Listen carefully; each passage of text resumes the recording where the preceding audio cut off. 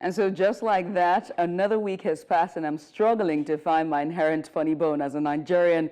But can you blame me for what is funny, right? It's like each day that passes, the Nigerian government finds one new way or tactic to make its citizens cry out, can we breathe? You know, for the longest time, all right, let's think about this. I've always wondered, if the Nigerian ruling class, if they are, kind, sensitive, thoughtful, I've always asked myself, don't they see what's going on with us? Well, this week I was proved wrong because what happened over the week? Just, what is this? What is this? The Nigerian government, the videos you're about to see is a video of the governor of Kaduna State presenting a picture of him. There you go. There you go. Kindness. That is even just thoughtful and kind of the governor presenting a picture of, that's it right there. There you see it. And that's not just that. He also presented a photograph of, or rather a painting of him and his wife, and that's the Duke of Sussex and his mother there, as you can see the picture.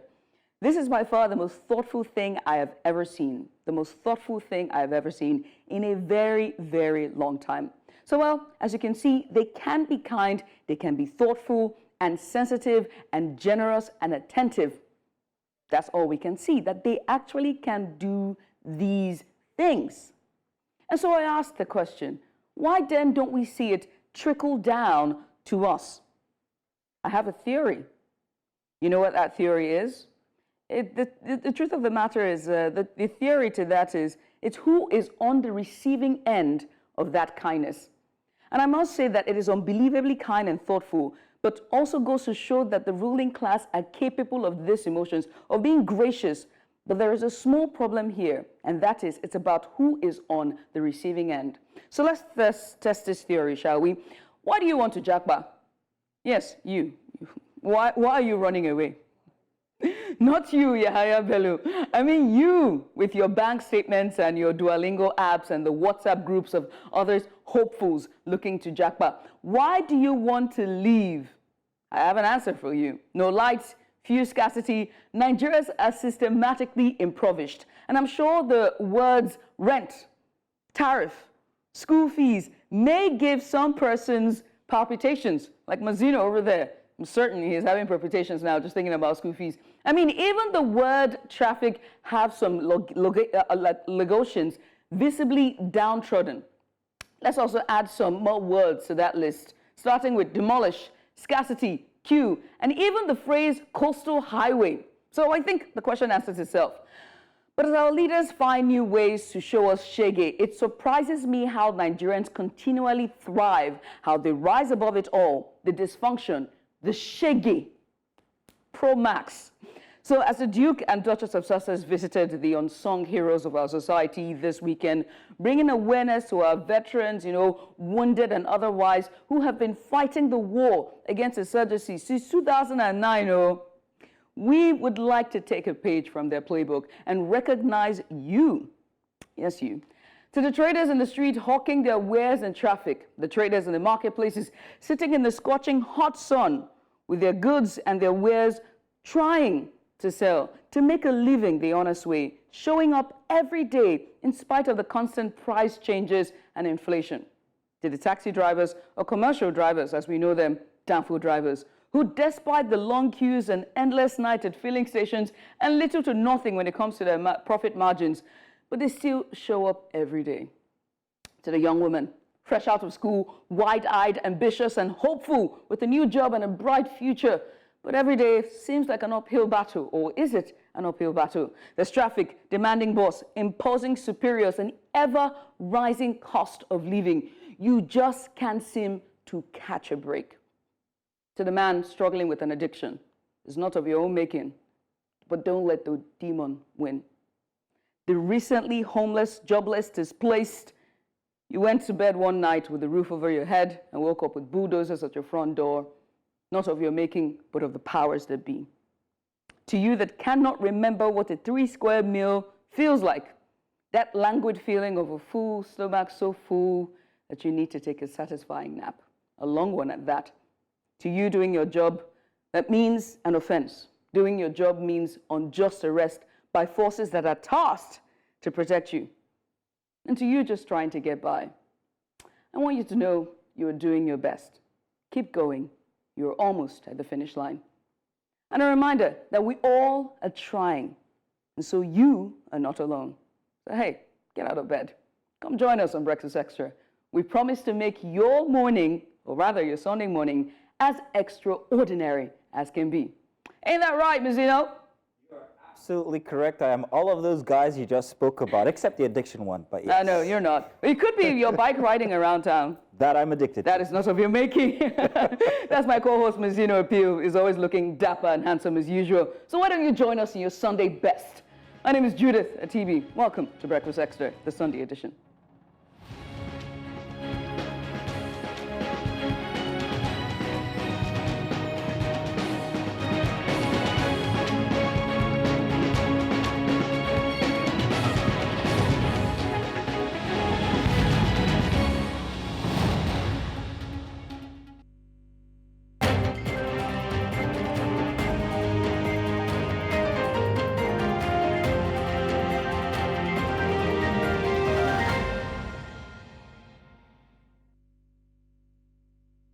Good morning and welcome once again to Breakfast Extra. Let's kickstart your Wednesday. Did I say Wednesday? Now the problem is because I always think that Sundays are Wednesdays for me because we start on Fridays here. But let's kickstart your Sunday with a fresh serving of headlines on the front pages of today's dailies, both here in Nigeria and some African countries, if we can take as much as we can. Yes, indeed. Thank you. How are you, by the way? I'm very, very fine. Thank you very much. How are you also as well out there? Out there, everybody out there. Yeah, you spoke about every single person out there, and that's very beautiful. I felt like I was one of many of them. Aren't we all? I'm the young lady with the, some persons might not call me a spring chicken. Moving on. Let me start with the papers. Let's get started. We'll start with The Guardian, our front page newspaper of The Guardian there, or rather, The Nation. There we go. And we're going to, the very first headline that jumps at you. Wike to Fubara, midnight injunction cannot sack Rivers lawmakers, vows nobody will remove any House of Assembly member, says backing Fubara was a mistake he would correct. Governor would teach foes political lesson, and that's from the Chief of Staff there. At the bottom, aircraft with 52 passengers skids off Lagos Airport runway. NSIB deploys investigations to site of incident, and that's on page 4 of The Nation Sunday's edition. At the bottom there, genesis of NLC Labour Party crisis by Ajero, and that's on page 5 there. Accuse Bure of reneging on terms of memorandum of understanding. At the very bottom there, Kogi abductions, saboteurs switched off CCTV during invasion, and that's from Ododo. You can find that on page 5. At the very top, CNG buses to clash transport cost, curb inflation soon, and that's from Edun Wale Edun there from the Minister Tours Boss Assembly plant in Lagos. You can find that story on page 2. And finally, at the very top, dollar for visa. Minister asks embassies to comply with EFCC's directive, and that's on page 4. Commission says more missions with 1,900 naira to dollar exchange rate. Does that shock you? Nah. Oh, you better brace up for the week because we're only just getting started. Very good. It's going to be a very interesting week, I tell you. Let's move now to The Guardian newspaper for a Sunday here. Big headline with hike in electricity tariff, cost of drugs, health sector woes deepen. I did all of that in one breath, as you can see, because that's the way we feel in Nigeria. We are breathless. Can you let us breathe? There's plenty of stats here for The Guardian as usual. Love The Guardian for always bringing us plenty of stats with all of those indices there, whether it's the EKDC, the EEDC, the IBEDC, everybody's got their rates all up on that front page. At the bottom of the photo story here, Tinubu Afenifere felicitates Fasoranti at 98, and court dismisses 400 million naira claim against the CBN. Concerns as another aircraft skids off Lagos runway. Is it the runway or is it the pilots or the aircrafts? Well, find that inside of The Guardian. At the very top for The Guardian, how Agbero's multiple collection points compound transporters traders' plight on Lagos-Badagry Expressway, which is a place I'm very familiar with, and why mushroom universities across borders are attractive despite Nigeria's huge undersubscribed private institutions. Let's see now, what else inside of The Guardian before we move to our next paper? I think I've pretty much covered all of the stories. What do you have? Ah, yes, we have the Sunday Vanguard. There we go. It's coming up right on your screen about now. The very first headline that jumps at you: monster floods, tensions in 31 states spark food crisis concern. And that is on page 10. And I tell you, we've been saying this for a very long time on here for the past how many weeks now, that all eyes need to be on these states that have been flagged for flooding. At the bottom there, 35 million Nigerians, 19 million hectares of farmland at risk. Expert issue strong warning to minimize losses. Farmers mobilize for insurance. How we lost machines, other assets in 2022 catastrophe. And that's from Bielsa, investor in cassava, plantain, yam, and cucumber. You can find that story on page 10. At the very top there, human trafficking, 30,000 Edo boys, girls in Libya waiting to enter Europe when I assumed office. And that's from page 25. Obaseki there opens up on how he is confronting the scourge with education. And the other side there, the very bottom, Rivers, 8 cases complicate the political war. Well, best describes it as a war. That's on page 7. The very top there, sex in IDP camp. New babies, flawed premises, as men say, sleeping with our wives eases our pains. How can you blame them? There's no other activity to be done.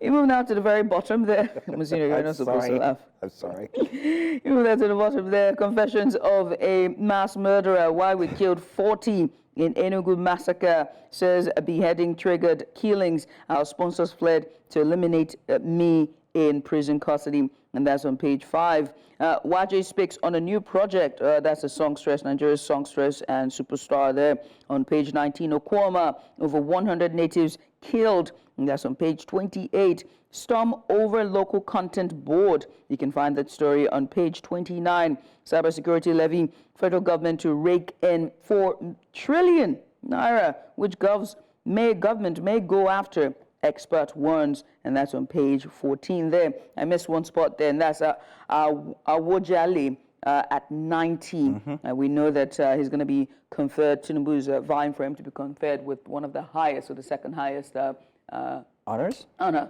in the country. And that's all on the front page. I'm going to move on to the Daily Trust very soon. But first, there's so much to unpack from a very simple... I'm going to move on to off from the Vanguard soon. But there's a very simple headline there that really catches my attention. And that's about the IDP camps and sex in IDP camps, raising babies.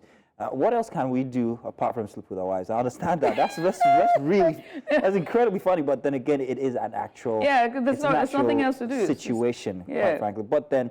it's the Vanguard's use of what I call social media speak to actually write that headline. Why did they write the word sex with the, you know how social media... with the I'm wondering, censorship. Yeah, exactly. I'm wondering if that is creeping into traditional media as well. Now. It's interesting. We'll take a look at that maybe in some other occasion. Moving on to the Daily Trust this morning. Naira defies CBN's interventions, regresses to 1,510 Naira per dollar. BDC says his dollar not available, seek amnesty for hoarders, experts suggest solution. And this is a topic that we really need to talk about, because what exactly can we do to the Naira? Oh, I know, produce more Nigeria. There we go. Gunmen kill FIRS official in Abuja, sad story there on page 13. And of course, concerns over clumsy record keeping in Nigerian universities. Did we just read one about universities, mushroom universities across the border? Perhaps that's why. Again, bandits kill 49 in Zamfara. Army goes after protesting soldier, and Palestinians flee Rafah over Israel's fresh threats. At the very top, fungal infection, Kaduna ginger farmers wonder losses or count losses, struggle for survival, and Kano community where girls don't go beyond secondary school. That on page 11 of the Sunday Daily Trust. And finally on Sunday Telegraph there, a very one that jumps at you. Lagos-Calabar Coastal Highway. Please breathe. I know you're having palpitations. Just breathe. How federal government violated Procurement Act, and that's from lawyers. say due process not followed. It's demonstration of executive lawlessness, Oyema. Appropriation should precede award, and that's from Ojo. We did the right, Ojo, and that with the Ome, they're saying we did the right thing. You can find that story on pages 2 and 4. At the top, Labour Party headquarters under locks over NLC Abure tussle. Why we haven't set up caretaker committee, and that's from the political commission chair. You can find that story on page 3. Shatima says tax reforms initiated for Nigerians' benefit, and that's on page 3. Fubara was my mistake. I will correct it soon, and that's on page 6. And of course, there's Wike's picture there. Hopefully, when you go in there, when you pick the Sunday Telegraph, you can go more into that detail. He scares me, by the way. I know, right? Xjet aircraft with 52 passengers skids off runway. Dana's audit commences, disengages staff, and that's on page 5. UN Assembly wants Security Council to give Palestine full membership. That's on page 5 as well. 2 die, 3 vehicles burnt in Lagos explosion. 2 herders, 150 cows killed in Plateau reprisals attack. And that's on pages 6 and 26. At the bottom there, Autumn's probe, Commission of Inquiry calls for memorandum. And that's on page 6 of the Sunday Telegraph.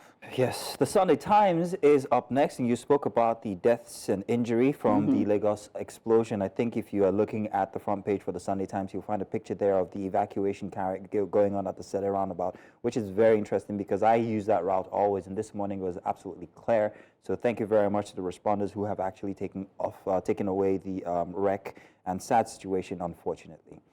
The big headline, however, for the Sunday Times, junior officers notice mysterious allotments in accounts. Oh, you better check that one. That's days after EFCC arrest of 20 NSCDC top shots. An FG to expand the National Fire Academy to train local foreign firefighters. This is good. At the bottom for the Sunday Times, Fubara, Wike tussle worsens, heightens tension in Rivers. Stakeholders call it threat to democracy. These two gentlemen really have become the cynosure of politics in Nigeria. River State has, what exactly do people in River State do apart from politics is a big question. And why is it that this is the big deal when it comes to Nigerian politics? I think Wike, by the way, is the boogeyman under my bed when I was growing up, because each time I look at him, I'm like, oh my God, no. But yeah, it's becoming a bother that River State seems to always take the cake when it comes to imbroglios in Nigeria. Yeah, it's so sad that they've taken away what governance ought to be. Shouldn't you be about the people and focusing projects? All your energies is now focused on those things. Yeah, exactly. It's energy zapping. That's the word. Thank you, Judith. Final paper, do we have on? Let's do the Salient times. There we go. The very first one there, that's the Duke and Duchess of Sussex. You can see the photograph there popping at you. Hey, welcome, by the way. Welcome. Welcome, my cousins. See all the pictures. Beautiful. At the very top there, the very big one there, Zamfara State rejects Nigeria's government's planned peace accord with bandits. And at the very bottom there, you see CCTV cameras were switched off before abductions of Kogi varsity students, and that's from Governor Ododo. AMVCA 10, Africa Magic celebrates 2024 award winners. I found out that this year they have an academies, no more a voting, situation, and I'm so happy because now we can actually, reward excellence. That's nice. Instead of sometimes popularity contest. Yeah, popularity contest. There we go. Moving to the top there, thieves drive away car with 3-year-old child inside as father leaves engine running to open gate. Ooh, that is completely sad. Resource control person behind Rivers political crisis. Fubara's chief of staff says there. At the top, Army probes visual footage of protesting soldiers in Sokoto. EFCC stops dollar transactions, asks embassies to charge in naira. Women trafficked women arrested for trafficking Ogun students to Libya. Just below the Salient Times header there, we will get you. Governor Mba places 10 million naira bounty on killers of 2 policemen. Again, Xjet aircraft skids off Lagos airport runway. Tinubu's tax reforms not to frustrate Nigerians. And that's from Shatima. It's not to frustrate Nigerians, but is to drain to their pocket. Well, there we are. Well, that's all the stories, front pages we can take for today. Thank you so much, everyone. I wanted to say something real quick about the AMVCAs. I find that it's a very interesting one this year. Not just one day, but a couple of days put together. But I'm very, very happy about one of the awards given to, I think, Best Content Creator. Lai Wasabi. I love you. I adore you. I've spent the past 1 year cataloging every single thing that he's put together, and I think that he is one of the best. In fact, the best content effortlessly creator. funny. And he captures every situation. Writer. I've never seen anything like Congratulations to him. Congratulations to him. He's my winner. It's a well-deserved win. Yes, and also the young chap in Breath of Life. I keep forgetting his name as well. Was it Imor? I keep forgetting his name. He was good as well. He's also very good. So those are deserving win. And also, Lai, if you're watching this, we would like to have you come and join us. Yes, Lai. With all that praise, you have to come. This is your spot right here. But that's all of the front pages of the dailies we can take on this Sunday's edition of Breakfast Extra. We hope you stay for the rest of the broadcast, because coming up right after this is the big report. Stay with us. Now, after a prolonged siege by the Nigerian army following the killing of 17 army officials and soldiers on a peace mission in Okuama community, Uheli South local government area of Delta State, the troops have finally been withdrawn. Local sources confirmed the sudden departure of the military from Okuama, prompting Delta State Governor Sheriff Oborevwori to commend President Bola Tinubu and the military high command for their interventions. Now, with the withdrawal of the troops, Governor Oborevwori announced that the people of Okuama could safely return to their homes and begin the process of reintegration and rebuilding. Now, despite the governor's appeal for indigents to move into a rehabilitation camp for internally displaced persons, IDPs, reluctancy was expressed by Okuama leaders. The chairman of the state government committee managing the IDP camp lamented the lack of willingness among Okuama indigents to relocate despite government's efforts by the government. I spoke with the Chief of Army Staff, Lieutenant General Lagbaja, on Monday, 6th of May. And as of today, 8th of May 2024, the military have withdrawn from Okuama. With this development, the people of Okuama can now safely return to their homes and begin the process of reintegration and rebuilding their homes. I want to express my deep and profound gratitude to Mr. President, the Chief of Army Staff, and the hierarchy of the Nigerian Army for their understanding and cooperation. In my engagement with them, they demonstrated the highest level of concern and care for the plight of the displaced persons. Joining us now to discuss the details of the development is News Central's correspondent who has stayed on the story since the news broke off the attacks in Okuama a little over 8 weeks ago. Austin Azu joins us now. Austin, good morning. Good to have you.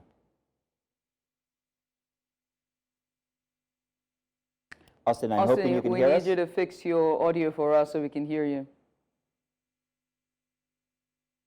You have to unmute. I think maybe you have your device on mute. Good morning. Oh, good. Good to have you, Austin. Great. First off, thank you for staying with the story since 8 weeks ago. Now, we want to ask, what were the most significant challenges or maybe obstacles faced in covering the developments in Okuama, particularly regarding access to accurate information and sources? The tragedy that took place at Okuama on March 14 had a very peculiar story about what transpired.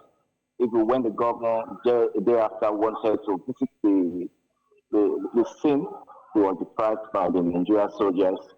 However, he had a brief meeting with them at the jetty and commanded beach, so before he went to see Mr. President. And subsequently, journalists, as usual, made an attempt to visit the Okuama community to see for himself what's really transpired, despite what some of these villagers from Okuama have told the press. And the military described the area as a crisis zone, red zone, that nobody was allowed to go to that area because they perceived that there could be a crossfire, or probably one could be used as an agent by the so-called, in quotes, the enemies, who they tend to be like, these are the people that keep our people.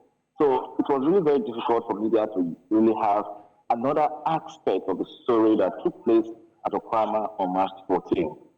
Right. Thank God the center was able to come into it, and we deployed a technological means of us gaining access to Okuama, which is a story that we did that came up about 3 weeks thereafter. We were able to access Okuama from the sky using the drone to know what has transpired in Okuama. And after that particular release of that story, the story went viral, and the authorities saw it, and 5 weeks thereafter, the governor had to make an attempt to Austin. visit Okuama. So, Austin, I think you covered that accurately, but we see visuals of homes scattered, wrecks, and all of that. Exactly what is the picture? Is it that there are no homes left standing? The community is totally razed down. Is that what the situation is currently? Yes. After the bloodbath at Okuama on 14th of March, the army in the reprisal attack decided to load heavy-duty trucks, which includes the bulldozer, the swamp buggy, and they took it across to Okuama. Don't forget that during this process where this whole event was ongoing in Okuama, nobody was allowed to go into Okuama. Even Okuama is on the island, so you cannot even access Okuama through the water. Okuama shares borders with Okoloba, shares border with Akubene, and some other communities across the water areas. So the army took those heavy-duty vehicles to that area, and they started demolition, bringing down, raising down the whole community. The only building we saw that survived the army's attack was the church and the community town hall, of course, and the school. So what happened after the leveling down of the community led to laying siege on the community so that nobody would know what is happening, nobody would know what they have done. But don't forget too that after the governor met with the president and the chief of defense staff, the governor told us that he was assured by the Nigerian army and was assured by the president that no innocent persons will be victimized in Okuama. But today, the houses we saw have gone down in Okuama. I don't know if all the houses belong to the suspected persons they declared wanted. Of course, the army declared some persons wanted, including the traditional ruler of Emu and the PG of Emu and some other persons. But the question here remains that the houses that were brought down in the community, who owns those houses? These houses, do they belong to the declared people wanted, or they belong to the innocent Okuama indigents? More also, we equally spoke to an centenarian, a 109-year-old woman, who told us what transpired on that fateful day. And when the woman heard about the destruction, the wanton destruction in Okuama, the woman broke into tears. 196-year-old woman, she broke into tears. And that reminds me of what happened in one of the books written by Chinua Achebe, when the news came to Okonkwo in his exile that Albany has been invaded by the white men. So when... Austin, I think you're frozen there.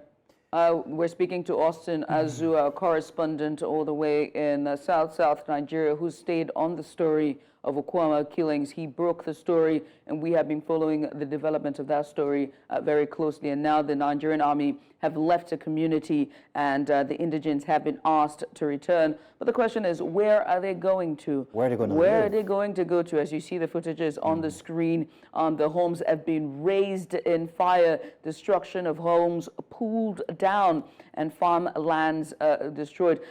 Austin, I understand you are back now. Austin, are you there? Yeah. Yeah, there we are. So, Austin, we're out of time because we're pressed for time. I wanted to ask, they've asked the indigents and residents of Okuama community to return. What is the immediate challenge that they are going to face going back home? Well, one of the major challenges remains that the roof over their head has been pulled down. So where will they stay? And even the IDP camp that the governor intended to relocate them to has not fully been completed. So these challenges remains the fact that where are they going to start again? Most of them have started taking refuge under the church building. And remember, this is rainy season. They cannot stay outside the church building. How many of them can the church building accommodate? And how many of them can the school equally accommodate and the town hall? And we equally gathered a few days ago that when the people of Okuama started returning, they met some suspected hoodlums who have come to their community to loot their property. And that resulted to another, confrontation that allegedly led to loss of life. So it's not going to be very easy for these people to start life again. Picking the pieces of their lives, bring them back together to start again. Imagine the old woman we interviewed who was 109 years, who said that the rapper she got over 50 years ago, where will she get them again? These ornaments are very precious to these old people. So they keep them for record purposes, and they keep them for their own, their children and their grandchildren. So going back to Okuama at this point in time to restart life again, most of them, we heard their blood pressure has skyrocketed, has gone higher, because what they saw is nothing to write home about. And the only appeal they are feeling now is that the government should hesitate the building process. And some of that equally lost the fear that most of these people that will be given the contract of the building of Okuama might not build the buildings to their own satisfaction, might not even start the building. They will just be using political statements to be saying they are building. That what they want at this point in time is for the governor to give some of their individual money for them to start their lives again, and giving the money to a private. Austin, your network is bad there, but if you're just tuning in, that's Austin Azu, our correspondent live in South Nigeria, Delta State, giving us updates to the residents and indigents who are returning back to Okuama community, who have faced some hard times in the past 8 weeks. Again, many thanks to Austin Azu there. We'll take a short break. When we come back on the other side, we speak to more, or rather we deal now, we explore the implications of this development, the complexities of conflict resolution, and the importance of collaborative efforts. Stay with us.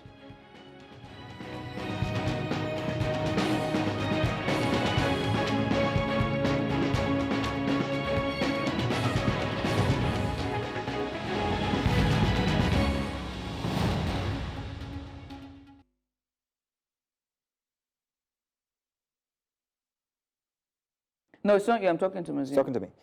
Guest, all right. We have two guests, yes? All right, hello, this is Mr. Okakoro. Good morning, sir. The name is not Mr. Okakoro. It is Okakuro Akokona Omafere Square. Okakuro Omafere. Did I get that right, sir?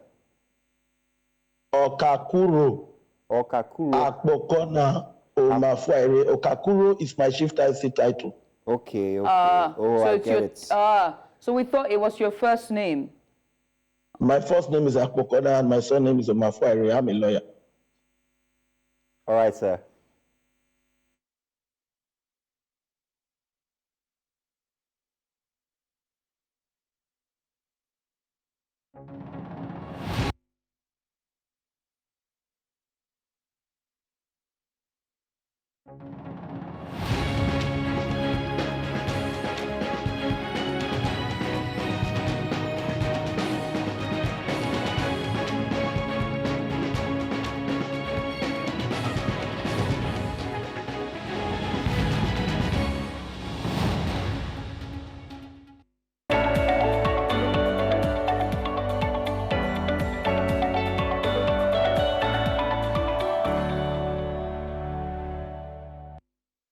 Now, if you were with us just only moments ago, we spoke to our correspondent, Austin Azu, who shared with us details regarding the return of residents of Okuama community.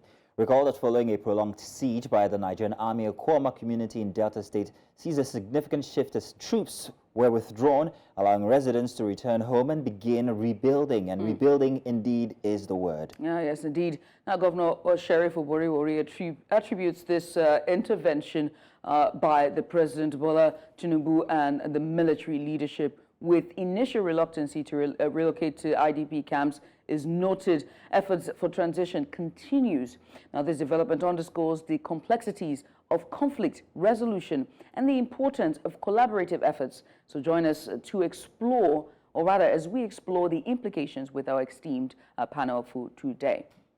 Yes, indeed. We are going to be joined by two guests. We will be establishing communication very soon with Victor Ojay, Senior Special Assistant on Civil Society and NGOs to Delta State Governor. But for now, we have Okakuru Omafuire with us, legal representative, Okuama community. Good morning, sir. Welcome.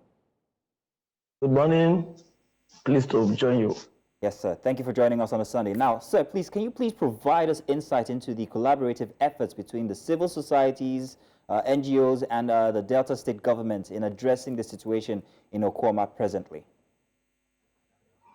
First of all, when you talk about, I think what really happened is not really a consensus of the mind. Rather, certain individuals, when the incident occurred, took it upon themselves and they took action. The government on their part also, as a responsive government, also play their role. So I don't think it was a consensus, but there were different coordination by individual, by groups and others. I think that is the point. Right. You are the legal representative for Okuama community. What legal avenues or recourse did Okuama community pursue in addressing the prolonged siege by the Nigerian army and advocating for the withdrawal of the troops? You know that Nigeria is an entity regulated by law. There are laws regulating this country, and the biggest law of this country is the Nigerian Constitution. And the Constitution provides for the rights of the citizens. When incidents as this of Okuama occur, and we know that there are going to be casualties, civilian casualty, innocent people will suffer. So right away, as we speak, I wanted to correct an impression by your correspondent, Azu, earlier. There is only one building left in that community as we speak, because I just left the day before yesterday. Only one, the Anglican Church, is the only building left in that community, no other building. Now, we are in court, and because we are in court, there is a little I'll be able to discuss, because it will become sub judice, and we cannot approbate and reprobate. We went to court to fight for the fundamental rights of the Okuama people, because as you can see from all the visual, Okuama is no more. And you will agree with me that it is regrettable that our armed soldiers were killed in a very dehumanizing manner. But again, you also agree that it is not everybody. It is not everybody from those communities in a wood that the soldiers went to attack were the people who participated in this. So therefore, when you take a group action against everybody, we have to find a way to fight for the right of the people. That's why we went to court, led by my senior counsel, Malcolm Omurobo Esquire. He led the team, and we are in court today. We are in Federal High Court. But that team, led by the very learned Reverend Senior Advocate Olorogu Abat Akpomuge, also have another suit in the Federal High Court. And there is a civil society group, an NGO, who also went to court.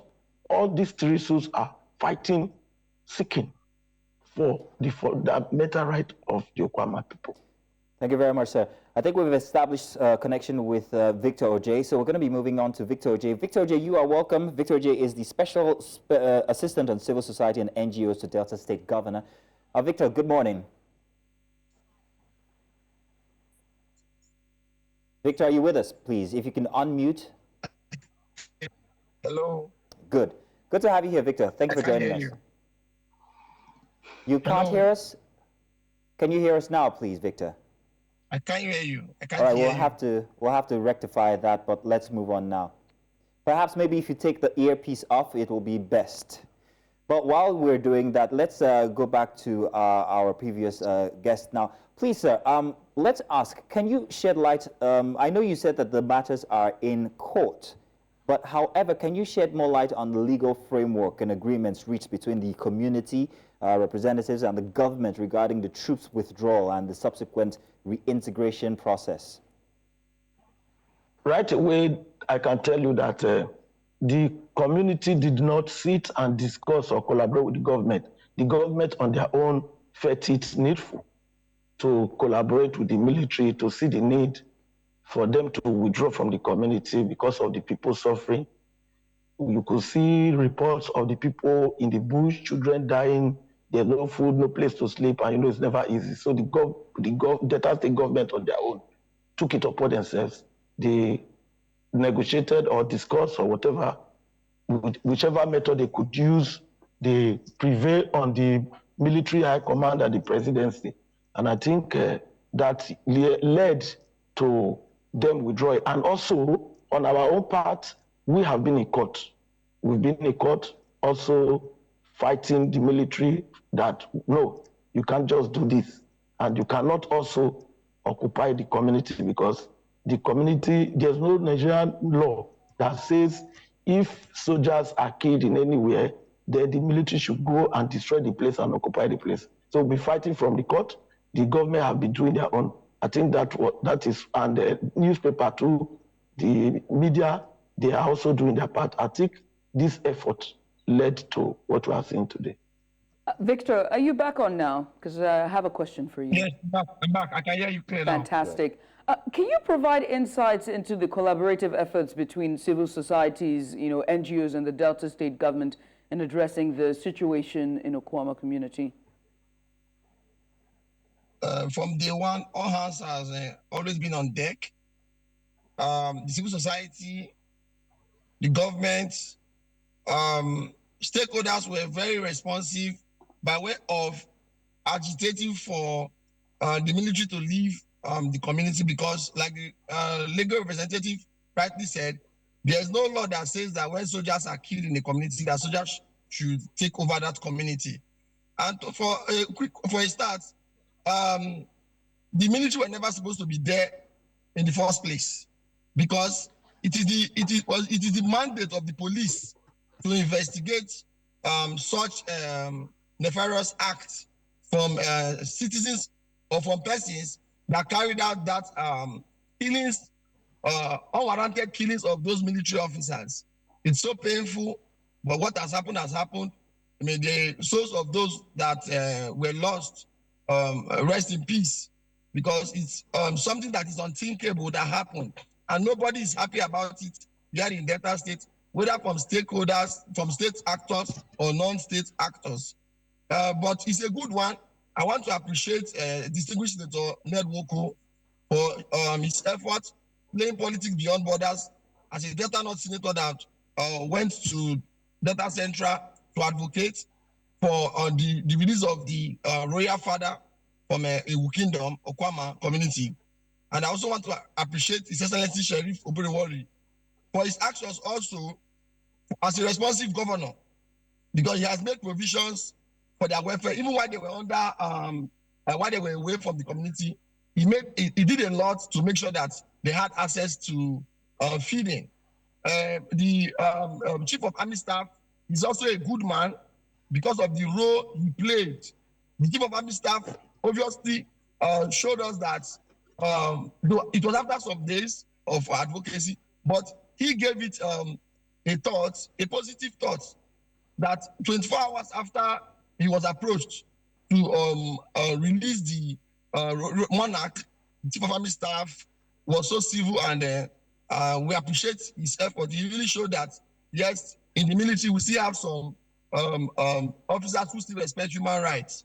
So we appreciate him for doing that, and we appreciate everybody that has laid a voice to this, mostly the media. We appreciate the media, the efforts of the media in Nigeria, their effort to make sure that everybody, like the news was everywhere Okuama community was everywhere, because it's not as if it's only in Delta State that such incidents of killing soldiers happens. There are even a lot of cases that are unreported in the northeast of Nigeria. But we want to appreciate the media for pouring light on this, for the advocacy also. All right then, Victor. Victor, so let's talk about the efforts by the governor or the government. Could you assess the efforts that we're putting in helping these people to return to their homes? How would you assess it? Was it great or lacking in any way?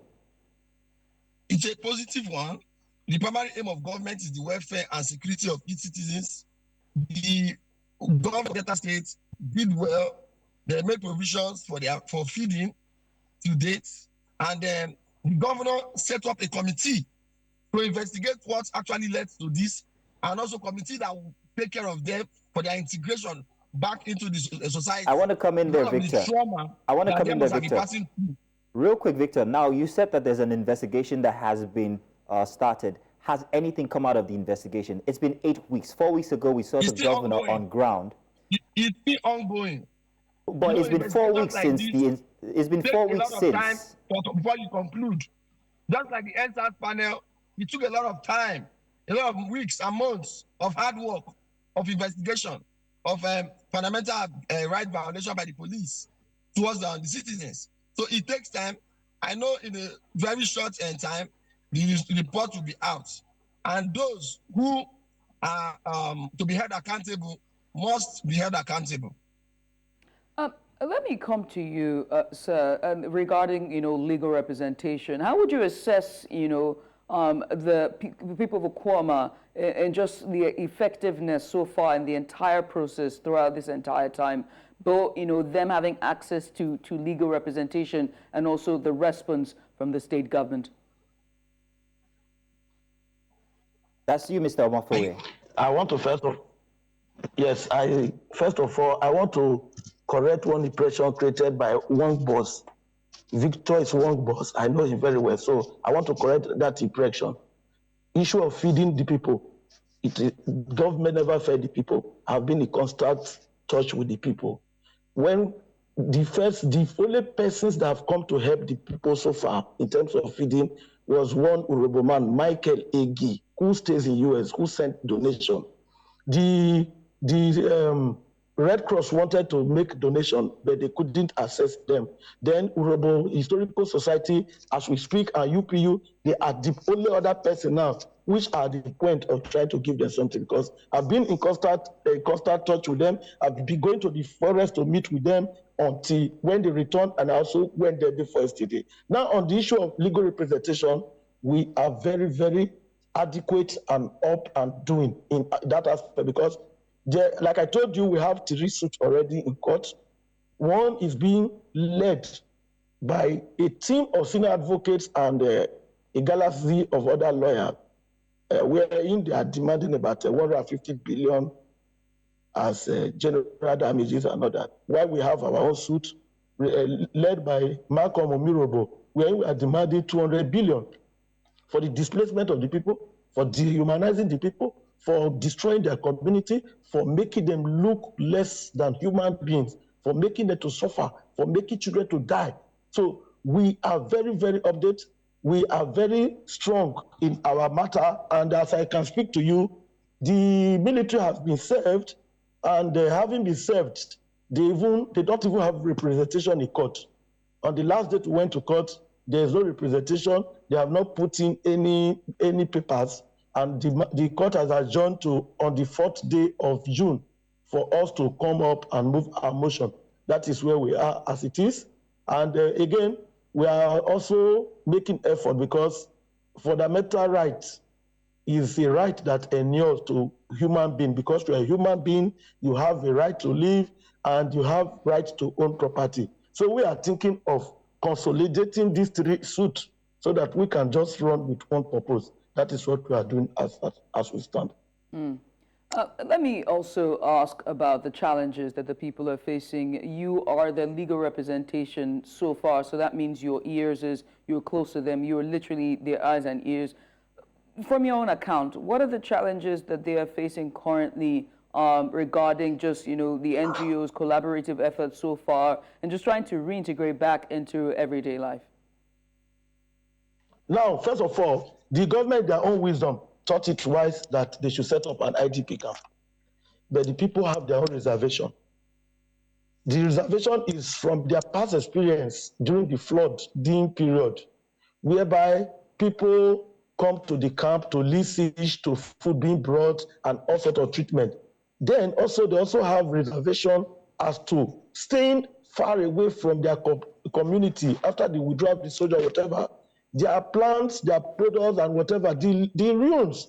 Even from the ruins, people came, scavengers from other communities came, they were scavenging, taking away whatever that is left in those buildings. So the challenge is enormous. The people refused to go there. They said they would not want to go there. They would rather want to go to their place. If the camp can be built in their community, they have their farmland. When in the morning they can go to their farm and return. Maybe gradually they will begin to start life all over again. Now, on return, that day they return, which is on the 8th, what did they experience? They met troops of youth from other communities, scavenging foams, pots, broken plates, iron rods from houses and other grinding machines that were destroyed, even the solar lights that were completely destroyed, the panels and everything. They were scavenging and pulling them away to their community for sale. That was what led to the attack that was reported that one was dead and 3 others were injured. Now, the people are back there. The few people who are there, basically, the majority of people who I met there, they are youths. The youths are desirous of return to their place. The women also desirous of return to their place. Some of them have even started fishing. They caught some fish. I could even provide you some photograph. Now, but the challenge is that there is no pot even to cook. There is no ingredient to cook with, no salt, no curry, no food, no medicine, no place to sleep. It's only the Anglican church. So what they do is, some of them, they were able to get some few torn nets. So in the night, they tied up the net and sleep there. Some, they sleep on the floor of the jetty. That is what they are going through. That is why the Urobo Progress Union leadership, they are desirous of even going there maybe within the next 2 days to go and give them food.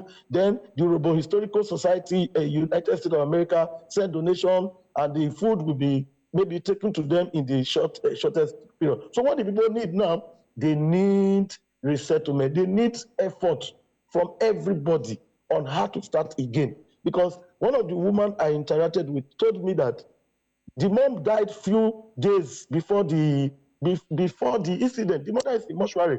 Only to come back now, the house is completely destroyed. Everything belonging to the mother, the grandmother that were kept in her house, destroyed.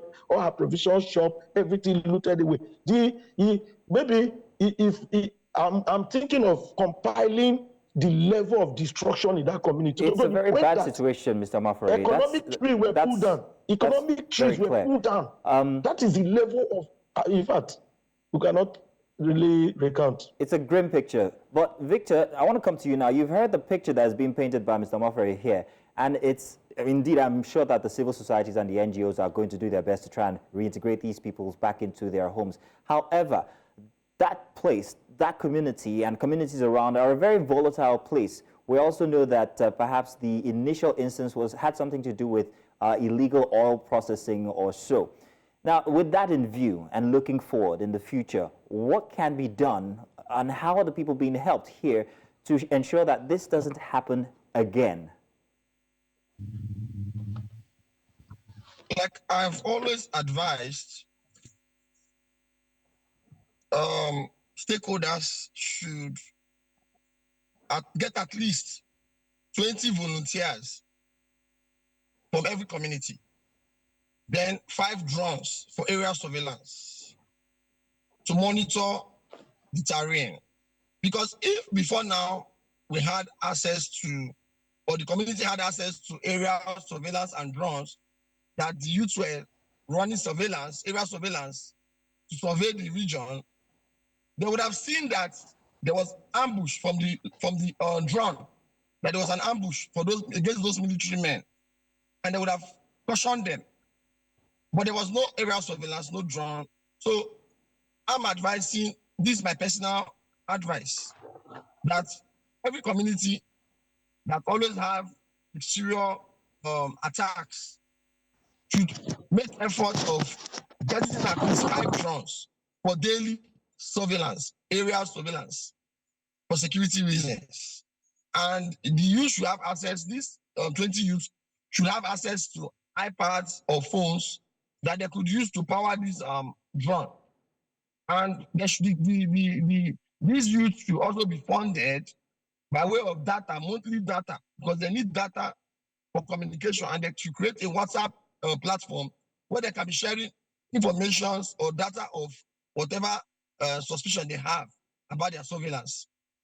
So this is my own 1 kobo contribution, personal contribution.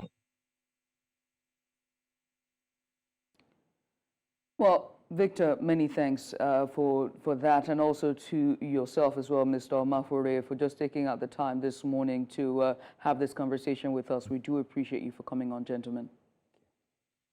Thank you. And that's Mr. Omafore, legal representation for the Okuama community, and Victor Oj, the Senior Special Assistant on Civil Societies and NGOs to Delta State Governor, speaking to us about the Okuama community. You're still watching Breakfast Extra on News Central TV. Coming up next is the news. Don't go anywhere. It's 9 o'clock, and that means it's time for the news. And of course, joining us today, dressed for the occasion, is none other than Dashin. Dashin, what's going on today? Marvin, Look you at you. flatter me. Why is Judith shaking her head? Because she's happened? jealous. No, it's just at the enthusiasm of it. It's like, Mazino, are you being for real? I mean, I have to appreciate the effort that you've put in to actually theme with our sets. It's beautiful. Thank you. I know. My goodness. The color suits you, Thank you. by the Thank way, you Dashin. so much, darling. What's going on with the security levy and everything else? Well, the security levy, we're trying to see, we're still trying to see, how far it will go, even though the reps have actually shut it down, and it affects them a lot more than it affects us. But, from what we're seeing, it's more for companies and not for individuals. That's what we're hearing, that it might not affect individuals. But, fingers crossed, let the CBN come out and tell us, plainly what it is supposed to be used for, and when it starts, because it should be it was supposed to kick off in like a week, right? It was supposed to kick off like in a week. Yeah, 2 weeks from when the yeah, that was last week. So Yeah. 1 Yeah. week is gone, so we have 1 more week. So let's see, we'll just keep our fingers crossed and see what happens. Fingers crossed indeed. In the meantime, Dashin, bring us the news. Welcome to Breakfast Headlines. Now let's begin the news this morning by telling you that President Bola Tinubu has asked the Central Bank of Nigeria to suspend the implementation of the controversial cybersecurity levy policy and ordered a review. Now, this followed the decision of the House of Representatives, which last Thursday asked the CBN to withdraw its circular directing all banks to commence charging a 0.5% cybersecurity levy on all electronic transactions in the country. The CBN on May 6, 2024 issued a circular mandating all banks, mobile money operators, and payment service providers to implement a new cybersecurity levy following the provisions laid out in the Cybercrime Prohibition Prevention Amendment Act 2024. According to the Act, a levy amounting to 0.5% of the value of all electronic transactions will be collected and remitted to the National Cybersecurity Fund, overseen by the Office of the National Security Advisor. The federal government is poised to receive fresh loan funding from the World Bank, with approval expected for loans totaling $2.25 billion on June 13, 2024. The funding will be received via 2 major development projects. Now, the first project is the Nigeria Reforms for Economic Stabilization to enable transformation, development, policy financing, which is set to receive $1.5 billion. The second project, NG Accelerating Resource Mobilization Reforms Program for Results, has proposed funding of $750 million. Now, there had been earlier reports that indicated that government might reintroduce previously suspended telecom tax and other fiscal measures in pursuit of securing the $750 million loan. The Economic and Financial Crimes Commission has stopped dollar transactions at foreign embassies in Nigeria. Now, the anti-graft agency said that the Nigerian local currency should be the only legal tender for transactions at foreign embassies. There are indications that the Commission sent an advisory to the Ministry of Foreign Affairs stating that all transactions at foreign missions should be conducted in Naira. The Commission explained that the directive is part of efforts to strengthen the Naira. The value of the Naira dipped from around 700 Naira per dollar to around 1,400 Naira per dollar in the last 1 year since the collapse of the foreign exchange windows by the President Bola Tinubu administration. We move to security matters now, where reports of a foreign military base being established in Nigeria to address West and Central African security concerns have sparked a debate. However, both the Nigerian government and the United States have denied these claims. News Central's Nii Omoni has more in this report. As Western nations close bases and withdraw troops from former French colonies in Africa's Sahel region, speculations have mounted that they may seek new bases in neighboring Nigeria. The Nigerian government has firmly denied such discussions, with both Nigeria and American officials rejecting the notion. The federal government of Nigeria has neither received any request to set up a military base or is even contemplating setting up one. I don't know where it's coming from. We think that this is not factual, this is misleading, and this is not patriotic. I'm not aware of any such conversation, and I'm not really sure whose purpose it serves to agitate on this point. Despite deniers, the issue has sparked debate within Nigeria as the country faces ongoing threats from terrorist groups like Boko Haram and ISWAP in the Lake Chad region.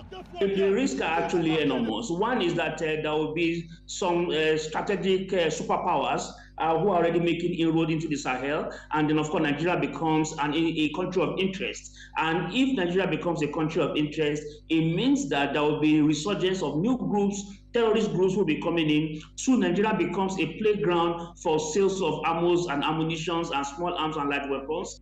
However, Nigeria contends its current counterinsurgency efforts haven't necessitated foreign troops' presence.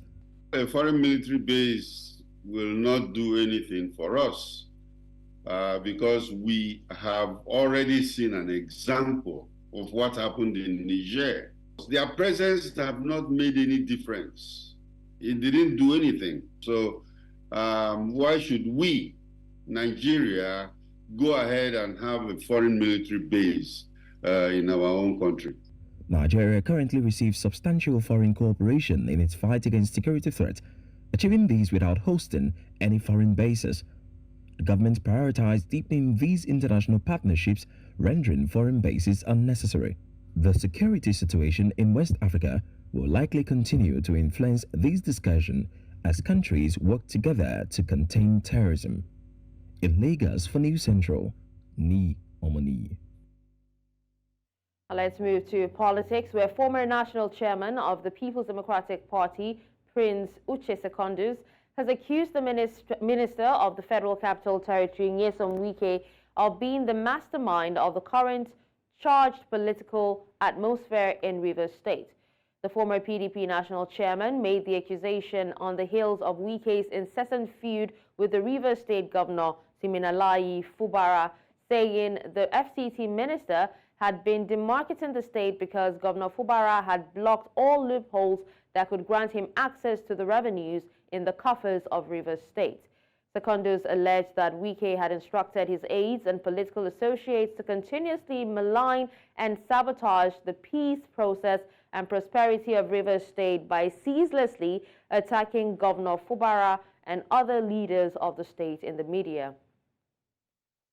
Barely 2 months to the local government election in Delta State, southern Nigeria, political parties are already strategizing on how to have a good outing during the poll.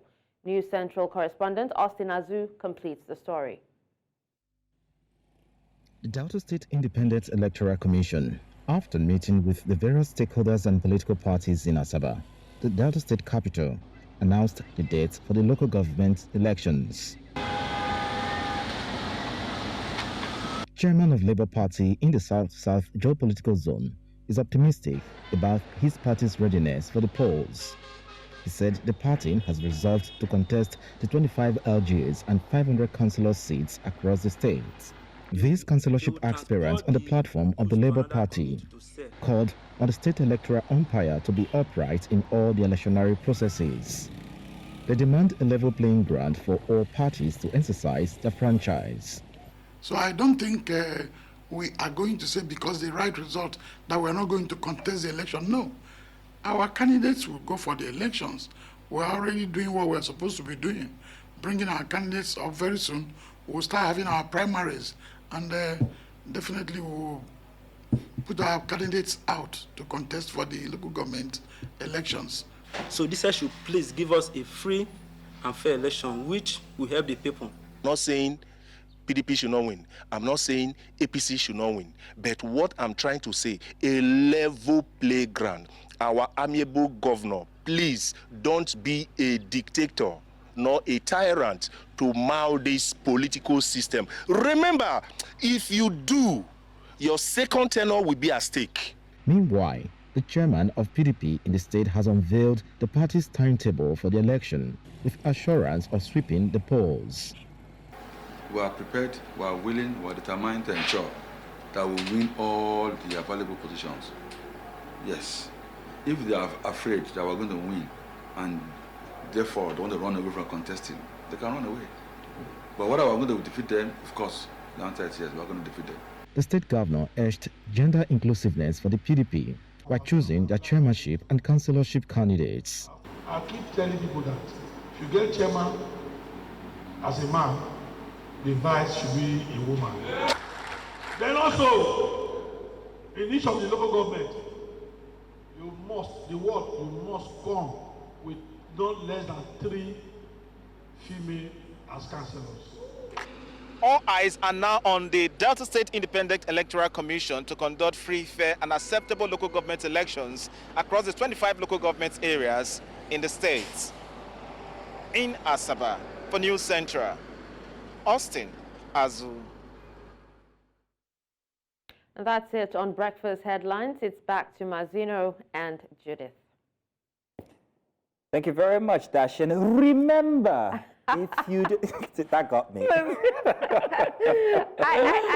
Let me tell you. Say what you had to say. That was a very good one. But that's also highlights how much Nigerians have the flair for the dramatics. You know what I mean? Exactly. Yeah, there's always a story every time, every day. You know, there's no day that passes by in Nigeria that you don't hear one or two. You know, what will Nigeria be without stories or issues? Did you say trouble? I didn't say trouble. You know, I did not say trouble, but you know what I mean. Yeah, I get you. Right, we get you.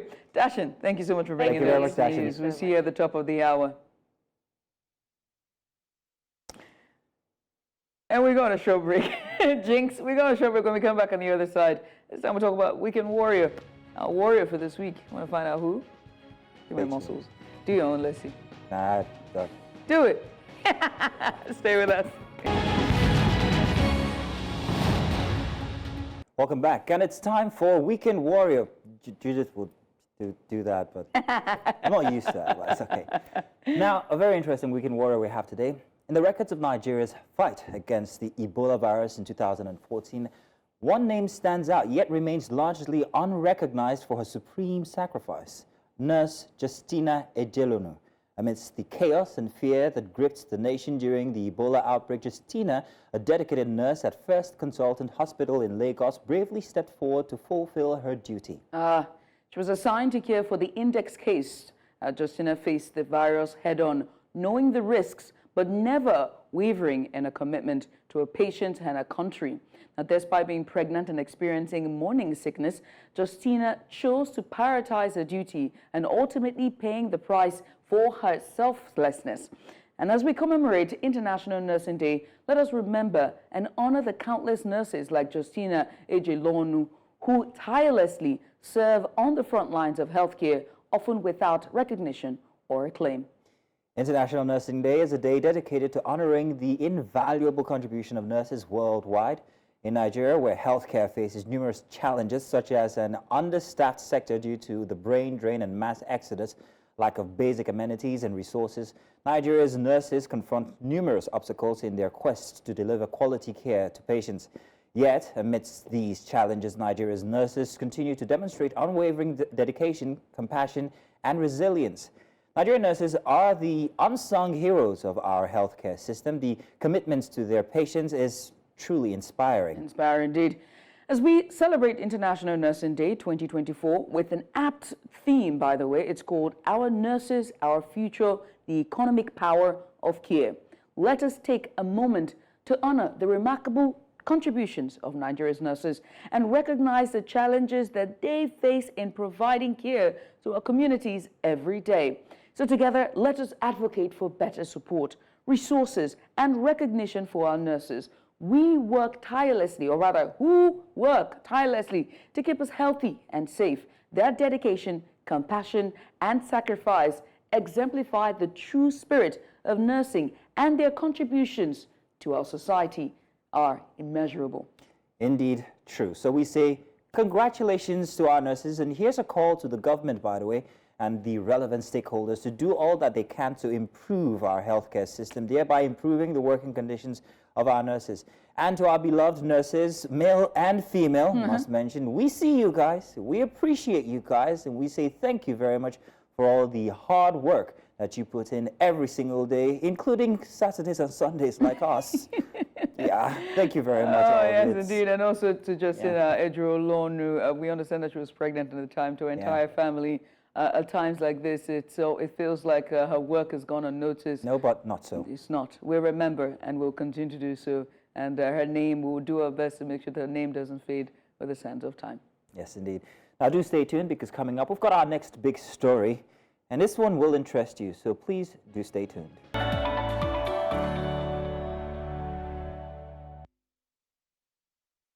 Welcome back. Now, a decade after the Chibok schoolgirls kidnapping, Nigeria grapples with a widespread kidnapping crisis that has evolved beyond targeting schools to encompass entire communities, students of all levels, and highway travelers. Boko Haram's initial use of school abduction as a terror tactic has opened the door for other criminal groups to adopt similar strategies. Now, since 2019, Nigeria has witnessed over 735 mass abductions involving more than 15,000 victims. The year 2024 alone has seen at least 68 mass abductions, primarily in states like Kaduna, Zamfara, Katsina, which face increasing banditry. Now, motivations for kidnappings vary by region, with economic factors, weak security infrastructure, and institutional corruption contributing to the factors, or rather to this crisis. Now, the persistency of the kidnapping epidemic highlights the failure of the state to ensure the safety and security of its citizens. Now, joining us to discuss these pertinent issues regarding security, we're joined by Confidence McHarry, Senior Security Analyst, SBM Intelligence. McHarry, you're welcome, or should I say Confidence? I like McHarry. Good to have you here. Thank you for joining us. Now, let's get started, shall we? We were able to highlight some of the factors, but I would like for you to help us, because we understand that, SBM Intelligence did something, over, which is, I think the period in view was all the way down. Yeah, yes, thank you so much. So what factors have contributed to the evolution of Nigeria's kidnapping crisis, from targeting schoolgirls that we saw in 2014 to encompassing, broader demographics and even regions as well of the country? To start with, you have to, first of all, deal with the problem of state capacity. Over the years, we at SBM have been calling out Nigeria's weak state capacity and its inability to enforce its will on not just its territory, but on the people. So as a result, armed groups have seen that they can piece away at Nigeria's territory and get away with it. So they are going in for the jugular, they are going in for the kill. So in 2014, it started with the targeting of schoolgirls. And then I think in the same period, we had the Mubi massacre in Adamawa State. And then between 2014 and 2018, there was the Dapchi abduction, which they kidnapped close to about 200 schoolgirls in Yobe State. But over the years, we've seen the metastasization of the violence moving away from one particular region in the northeast and then moving westward. For something we have also discovered at SBM is that the bulk of Nigeria's security issues, the major ones, usually start from the east and then they slowly move westward. Look at the kidnap epidemic, look at the insurgency in the Niger Delta, and then from the one in the southeast and then the one in the northeast, it will always spread westward, communal clashes and everything. So the Nigerian state has a very weak capacity as enforcing its will. Its borders are not safe, and so different armed groups, even domestic ones, collaborating with foreign armed groups, always wants to go for the jugular, and the failure to deter groups from taking or piecing away at government functions is enabling other terror groups to actually take up arms against the state. Yeah. So you talk about northeast, northwest. Now we also have situations where this is not just secluded to the north; it's also in the south as well, southeast, and even here in Lagos, interstate, interstate. You've got these issues. Travelers are involved in all of that. Absolutely. What exactly are the differing motivations behind all of these abductions? Yeah, as I said in the intro, it depends on where you are. So, for instance, the north is where the phenomenon of mass abduction started, at least in recent history with the Chibok girls. You had the motivation from Boko Haram to stop Western education, which they regard as a sin. And then it started with the attacks on schools, boys, girls, and the likes. But over the years, it has metamorphosed into this situation where people or armed groups have seen that it's a money-making venture. And no matter how much the Nigerian state comes on air or on TV, on the news to say, we don't pay ransom, at the end of the day, a ransom is negotiated. May not necessarily be monetary value. If you recall what happened with the AK-9 train abduction in March 2022 in Kaduna, the abductors did not just get money. They also got some of the members of their groups, the disparate groups that collaborated to carry out the abduction, released from prisons in Abuja, high security prisons. So at the end of the day, what we've seen is, since the Nigerian state does not have the capacity to stop these things, he has resorted into a different way of managing the crisis, in which is to, in a way, to negotiate this way, even though he doesn't get to say it. Then there's also the instance of these motivations being usurped by other bodies as well. Like, for instance, if you speak about the Boko Haram and their initial motive, which was religious. However, we also had instances where ongoing people were factored in or people were implicated and their reasons were not necessarily religious. It was perhaps maybe in some cases political as well. I was getting to that. So by geopolitical zone, it differs. But one thing you should know is that the crisis has moved away from what used to be purely religious and ideological from Boko Haram to financial in many sense of respect. So in the southeast, for instance, the indigenous peoples of Biafra carry out kidnap. You understand? So their targeting is mostly centered around government officials, it's centered around security officials and the likes. If you come to the south-south, of course, you have the disparate gangs. What we discovered in the past few months is that these gangs that used to be mostly known for school gang violence have metamorphosed into adding armed robbery and kidnapping to their modus operandi. So it's financial. In the southwest, it's a similar stuff. But if you go to the north central and the northwest, it's now banditry mixed with religious ideology and opportunism. So when you look at banditry and kidnapping in the northwest and the north central, the people who carry it out, of course, some of them say armed gangs that belong to the Fulani extraction, they will tell you that they are resorting to this means of survival because the Nigerian states have taken away their means of survival, and some of them say the farmers have killed their cows and their cattle, so they did not have any other means of survival. So they are using this as a survival tactic and also as a revenge tactic. So you could also see it's political to some of these groups. So what you see is the further you go from one geopolitical zone, the motivations differ. But at the very wrong of it, what centralizes all of them is the motivation for finance. So all of them actually use kidnapping to raise funds for different purposes. I'm really glad you just said that, right? Because in your report, right, it's about kidnapping, right? And it highlights the role of economic stability or instability, so to speak, and institutional corruption is key factors, deepening the kidnapping crisis. And one thing I want to ask is, what then are the measures, to mitigating these factors? I mean, economy is a long way from that, isn't it? Yeah, it is. In the past, whenever I'm asked this question, I usually say, "Oh, you have to fix the economy." Of course, it's true. Many people would say, "Is the economy stupid?" But we have gone. I think we've gone further away from that solution. I think it's more of a long-term issue than a short-term issue. And unfortunately, on the long term, there is not really any hard measured way in which to actually count or measure if the government's program is actually working. So, but on the short term, the best the government could do is to increase its capacity at responding to threats. So in 2014, when the Chibok saga happened, the government came up with the Safe Schools Initiative. That was the general administration's idea of getting children out of harm's way, especially in volatile situations, and putting them in less volatile areas. But the government that came after that stopped the program until towards the end of its administration in 2022, 2023, and then it came up with it. But its implementation has been haphazard. So it wasn't until I think last week that we had the Kaduna State government saying they want to relocate about 359 schools away from areas that are prone to banditry and move them into safer environments. So there is that. You also look at the implementation of, or should I say, the improvement of the capacity of the police forces and security forces to handle these issues. In the past few years, we've seen the proliferation of vigilante groups that have been set up by the states to complement police efforts. But the problem we've noticed with these vigilante groups is the oversight function is very poor. The equipment function is very poor. They are not fully as resourced and equipped as the kind of expectations that's laid upon them. So, for instance, you have the community protection guards in, say, Zamfara or Katsina. All they do is collaborate with the police whenever they're going on a massive operation. They, on their own, cannot carry out these operations on their own because, in the first place, they do not have the kind of sophisticated arms that the bandits carry. And many other times, if you hear that so and so number of bandits are being killed, you find out that the nature or the way in which they are armed actually pales in comparison to how the bandits set out. So they are always easy targets.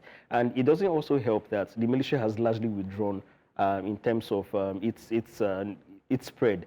So since 2018, I think it was 2018, they developed the super camp strategy where it came under intense pressure by armed groups, especially in Northeast and in Northwest, and then it said that we need to minimize the way our personnel are being killed. So they were like, okay, we're going to create a super camp strategy where we're going to get holding and then go on periodic operations. But what that simply did was the areas where they used to control, especially in Northeast, they ceded that control to Boko Haram and the rest of that. So in a nutshell, what I'm trying to say is this. State capacity, especially for the security agency, needs to be improved. People always say that Nigeria do not have intelligence to stop these attacks. I do not think that is true to begin with. Nigeria has a lot of intelligence to deal with this issue, but the problem is what they define as a threat and how they react to these threats before they occur is what makes the difference. One of the things you said, which was very interesting, was that when you look at the trajectory of, the menace of insecurity and, kidnapping and all of this, it started from the east and south and, transferred all the way to the northwest. I never saw it like that until you described it. Yeah. And then if you now widen it and you're talking about all the way to mitigate it, in addressing it, what would the government in and of itself face in doing so? In just these factors that you've said, in highlighting a robust security system, the data is out there, but we just can't seem to harness it. We have the intelligence that we have, but institutional challenges might come into play. Yeah, the first thing the government needs to find is the political will.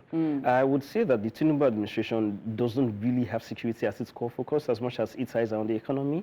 So it's largely, what he has done so far in the past 1 year has allowed the previous security institutions or the structures to remain without actually doing too much. So for what it can do better is, if you look at one of the causes why most security issues start from the east and then spread westward, you trace it back to the 1970s at the end of the Civil War. So what the Civil War did was to destroy the second economic corridor that runs from Port Harcourt to Maiduguri. So as a result, the people there have to move westward, and then the people that remain in that eastern corridor did not really have much to do, so they resorted to crime, kidnapping, banditry, and the rest of that. So that thing spread slowly westward. So I would say that if you want to tackle this problem at the root cause, you have to fix the second economic corridor. Currently, Nigeria has about 3, but only 1.5 is functional. That's the Western Economic Corridor that runs from Lagos to GBA and Katsina, and then the one from Lagos to Calabar, which is not as functional as the one in the West. So we are relying only on one. So the second economic corridor has to work. People have to have jobs. People have to see the economy working for them. So they do not have to see crime as a way of life. Because if you look at the kidnap statistics, the people who carry out these kidnappings are not elderly people. No. Nigeria's life expectancy is not that high enough for people that are old to carry this out. So what you have is a team of young people that do not see a future in the country carrying these things out. So if you go to a place like Adama and the rest of them, you see a 16-year-old kidnapping a 4-year-old, that's the child of its neighbor, and then it's killing the child because the best ransom it gets is 500,000 to that effect. So what can 500,000 do for a 16-year-old? That you've said that now, and you've pretty much spoken about a fix-it for the situation.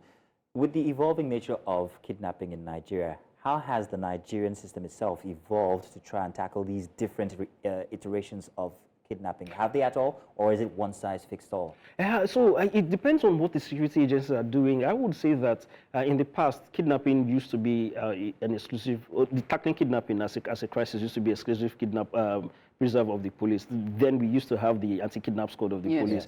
But so far, I think since 2013, since the military got involved in Nigeria's internal security with the whole state of emergency thing in the northeast, the military has become more involved. So you are seeing, each time you put on the news, you're seeing joint security collaboration between the Nigerian army, the joint task force and everything. They are raiding one particular place in the southeast. They are seizing arms and seizing ammunition and everything. So it's like the whole of state apparatus is involved in this thing. But it's simply not getting better. It's simply not getting better. So what that tells you is that the problem has gone beyond the use of kinetics and the use of force. Because the more you use force, the more other people get attuned to the use of force, and then they adopt strategies. Think that force is the right thing to do. I mean, even Nigerians as we are, we want to we like to shalaye. That's the term. We want to, we think that we have to force the harmony. That's the only way it can work. But then you've been using force for a long time. It hasn't really worked. So what should be used? So it's you already said observing the economy and using certain policies that can make people see future in Nigeria. See, the best way to prevent an insurgency, the best way to tackle an insurgency is to prevent one. You understand? So what I mean is this: prevent these things before it happens. So we have the early warning systems for a lot of these communities. You understand? Say a community like Plateau, a community in Plateau, a community in Katsina, and the rest of this. The problem is that the people who are supposed to respond to these issues, whenever they get the intelligence, do not respond on time. And apart from that, you have that on one hand. And the second issue that is wrong with it, apart from using force, is that dialogues were necessary to prevent some of these things from getting overblown. The state does not have the capacity to enforce this. I will give you an example. Look at Plateau, for instance. Since 2001, when the Plateau crisis started, we've had interfaith dialogues between Christian leaders and Muslim leaders. The federal government has been involved in these discussions. The state government has been involved in discussions. There have been agreements. But each time there's a flare-up, what you get to hear, the sides doing the flare-up will tell you that, oh, we had an agreement so and so years. This other side have not implemented it. The same thing that happened in Okuama in Delta State, the same thing that will happen in another place. So at the lowest common denominator, what you find is that agreements that the Nigerian government are parties to, especially when it comes to communal conflicts, ethnic conflicts, do not get implemented. So what happens is that the people who are supposed to implement that, the Nigerian government or the Nigerian state, they're supposed to enforce its will and say, this is the agreement. This land belongs to this particular community. National Boundary Commission reflect this in the next map update you're seeing. These oil wells, this community. This pond, this community. This river, this community. They don't do it.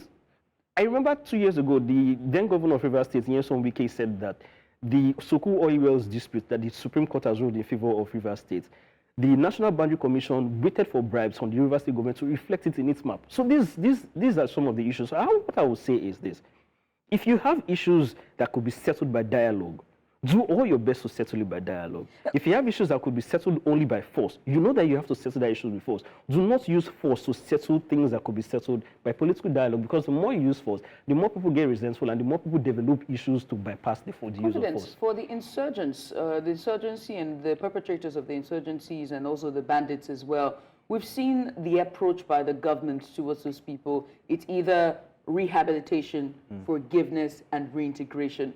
Do you think that also serves as a motivation for for people to want to commit to do this? Yeah, there's that, because people who have criticized this program say that the government is just being taken for a ride and all of that. Yes, to an extent I will agree with them, but I would also like to give the government a little bit of credit. They have seen how in other places like in Colombia with the FARC rebels, how Amnesty have sort of resolved the issues or resolved the problem. But the issue with the Nigerian case is that some of these issues, like I was saying previously, is that Amnesty is not the silver bullet the Nigerian government thinks it is. I do think that what the government has done so far is implement amnesty programs and say, okay, surrender your arms. We're going to integrate you into whatever programs we are going to integrate you. If it is to join the Yansakai Vigilante group. But the thing is, the economy does not really work for these people. So whenever they come, they find that the government's capacity for ensuring their well-being and their survival is usually very low, which again comes down to state capacity. Did amnesty work when it came to the case of the Niger Delta agitators? There you go. To an extent, it did, but not totally, because what we currently have in the Niger Delta is a piece of a graveyard. So at any point in time, it could flare up. So what the government is basically doing is subsidizing the lives of the militants and their families. So at any point in time, if these payments dry up, there is going to be a problem. So to mitigate this, the past and the current government decided that they are going to put the security of the pipelines at the hands of the ex-militants. My last question to you, Confidence. Do you have a stop button? Because you never stop talking. I would have loved to have more conversation, and this time widening the scope into West Africa as well. Because I mean, your latest report that you put out in May, you put out, all of the trends you were seeing in terms of insecurity, and I'm sure we're going to have that conversation. We will. Insecurity in West Africa on a wider scale. But many thanks, No problem. Thank you for having me. Thank you so much. All right, now. So that's Confidence McHarry there, Senior Security Analyst for SBM. Thank you very much for joining us. Now, do stay tuned because we have a very interesting package coming up. Now, if you did not know, Nigeria has a very interesting fencing culture. No, don't fence yourself around. I'm talking about fencing, which is the sport. And we had Judith have a very interesting engagement with the, let's say, people who bring this culture into Nigeria. And you guys are definitely going to enjoy this one. So let's take a look at this. We'll take a break. We'll bring it afterwards. I've just heard that. Just stay with us. We'll be bringing that now.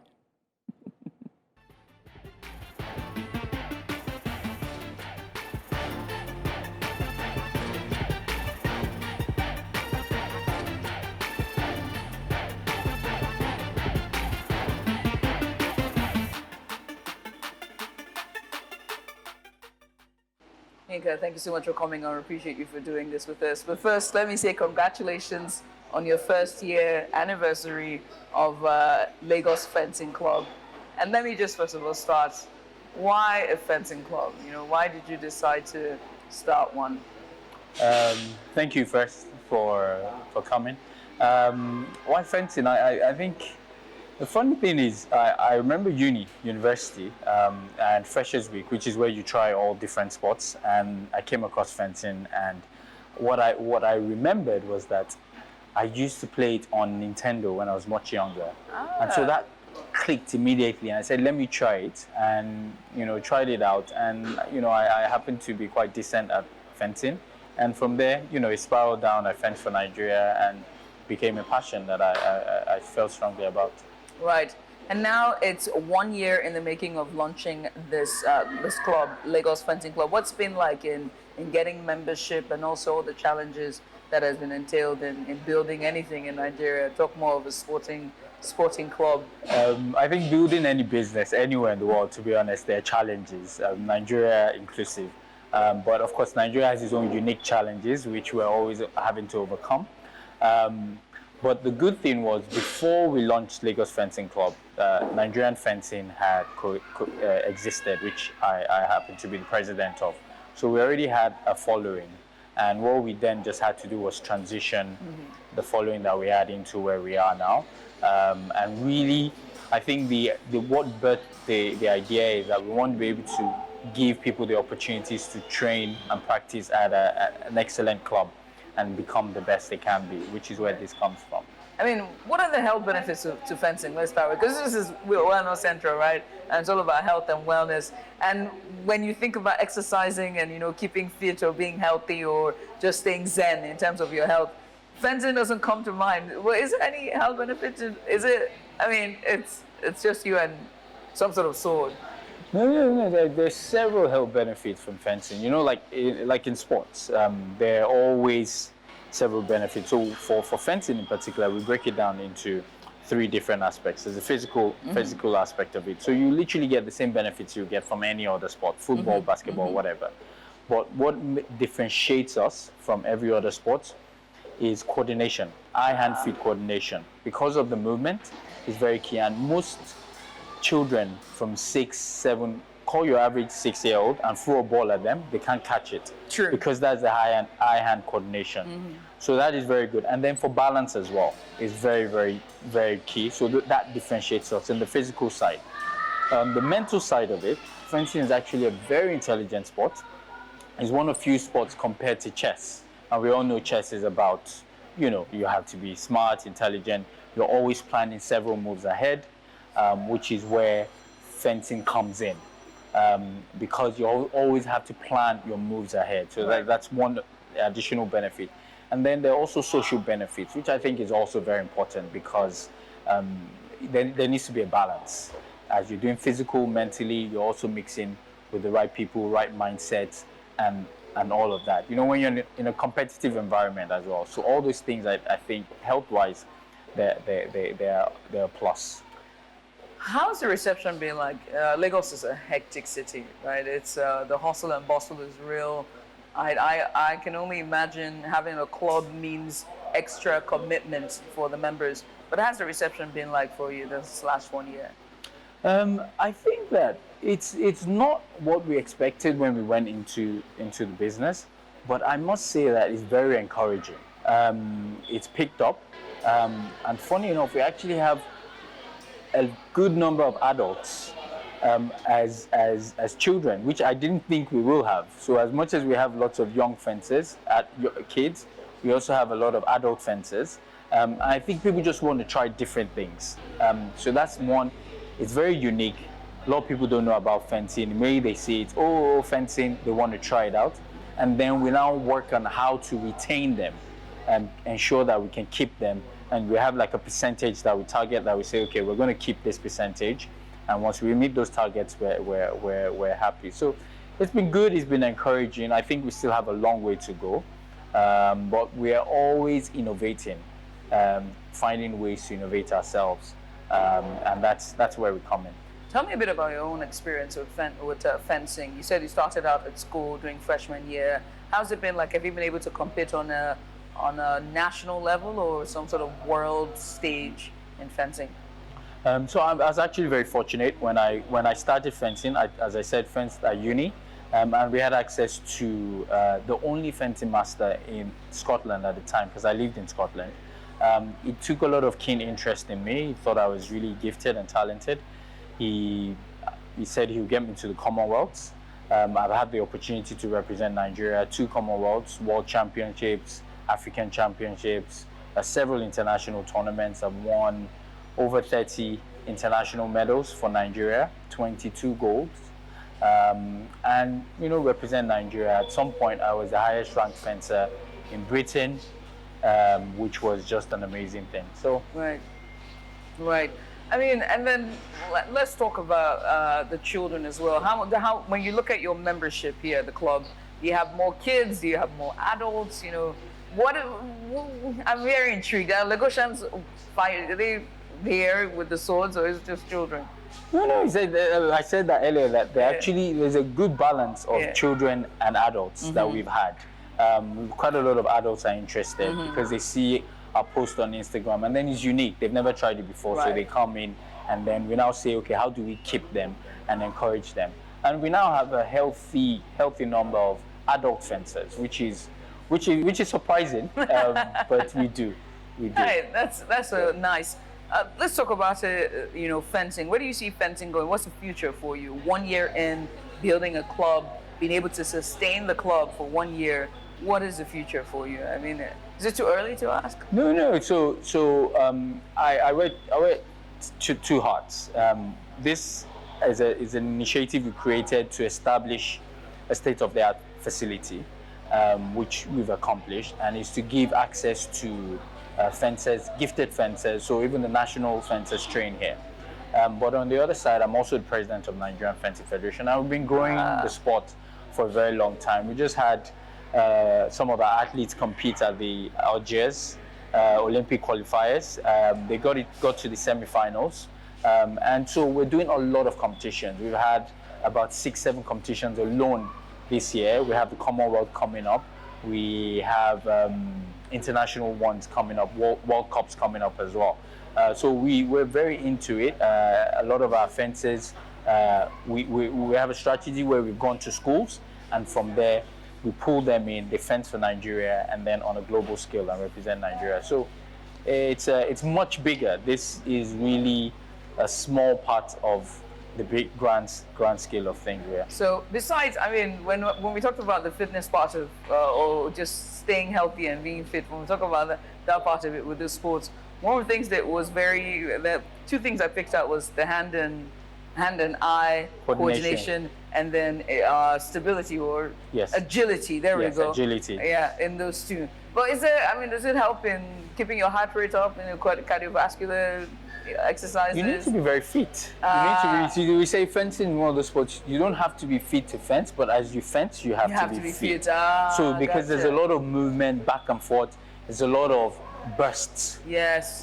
So even when I was fencing, my training were very specific and specialized regards to, okay, 1 minute intense, and then drop, intense, drop, intense, drop, because that's how your movements are. So that keeps you fit. I know, I have experience. You've tried it. I was going to say you've tried it. I tried it because there were times where give me a second, I had to catch my breath. You had to catch your breath. Yeah, but I was pretty much on the defense end because I was being attacked, so I could feel the parts where there was the burst of energy, felt like I exerted enough energy, I needed to take my breath. So that means if you're going to engage in the sports, in the long run, you have to stay healthy. You have to be fit and engage in other exercises as well. Yes, it's fitness, definitely, and mentally, because you have to be sharp. You're always thinking how many moves, 2-3 moves ahead, and so mentally, physically, and then of course socially, you mix with the right people as well. That's good. Well, congratulations again, Yinka. Thank you very much. I hope to be back next year.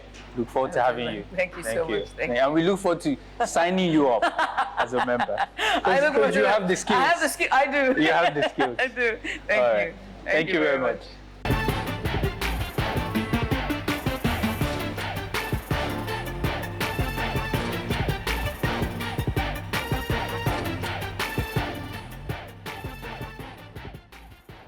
Hang on a second. That's not the end of it. There's supposed to be a bit where Judith was fencing.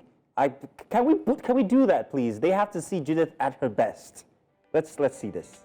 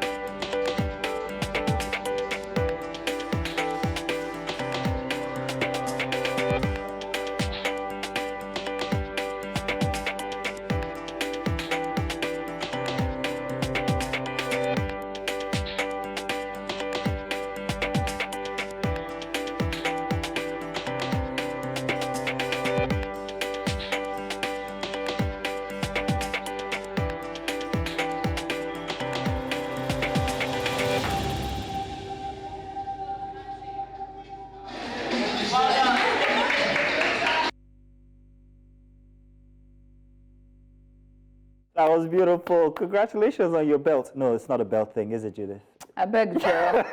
that was beautiful, though. I beg, Joe. Because they didn't do anything. Apparently, he's too tall for the equipment, for the attire.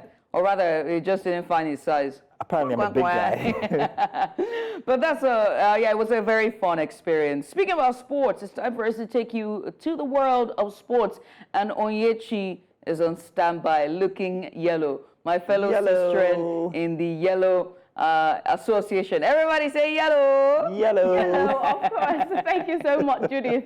I'm very sure they will tell Slay Queens not to, go into fencing because you brought the whole, you went to Slay on the fencing court, boy. Thank you so much. Now it's time to take you to the world of sports. We started from athletics. The Nigerian athletes are doing so very well on track. We've got Ella Onojuvewo. She topped the track of the SEC Outdoor Championship in Florida when she lined up for the women's 400 meters. Now, she went in as one of the favorites in her heats, and absolutely she lived up to the expectation, slumming to a huge personal best of 5:057 seconds to finish second and qualify for the final. Onajuewa Wu is just coming up a very successful outing at the World Relays, where she helped the Nigerian mixed 4x400 team set the African record. Thus became the first Nigerian woman to break 51 seconds in the 400 meters since 2015. Her time also makes her the first Nigerian woman in over a decade since Falilatu Nkoye to clock 5:050 seconds in 2001. And immediately she takes her up to fifth as the Nigerian all-time list. She surpassed the Olympic qualifying standard for the event, pegged at 5:100 seconds, and she touched down at the LSU school record that has stood for 21 years, set before her, even before she was born. Great one for Ella there, but we're going on a short break right now. When we come back, sport will continue on Breakfast Extra. Welcome back. You're still watching Breakfast Extra. I'm still at the wheel taking you through the world of sport. It smells royalty, royalty in the air. Prince Harry on Saturday, he played a seated volleyball match with army veterans, most wounded in the battle against the country's Islamism insurgency. The Duke of Success arrived with his wife, Meghan, on Friday in the capital, Abuja, where they visited a school for an event on mental health in a trip that also saw the prince meet wounded Nigerian soldiers in the northwest. Now, at the officers' mess complex in Abuja, Harry's team, dressed in yellow, played off an exhibition game against a team led by Nigerian Chief of Defense Staff, the country's top commander, with chants of Team Harry, Team Harry. When they scored, the prince then took an early lead with players seated firm mats, some also having to miss their legs. But they lost the match 25-21. The commander's squad team, CDS, won against Royalty. So Team Royalty did not win on the Saturday, but it's all good.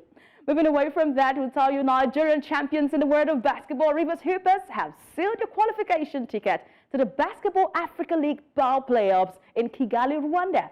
The Kingsmen, as they are popularly known, sealed the qualification ticket after they snatched it in overtime to secure a playoff spot with 78-71 final score over April from Rwanda to a record 4th win in the Sahara Conference in Dakar, Senegal.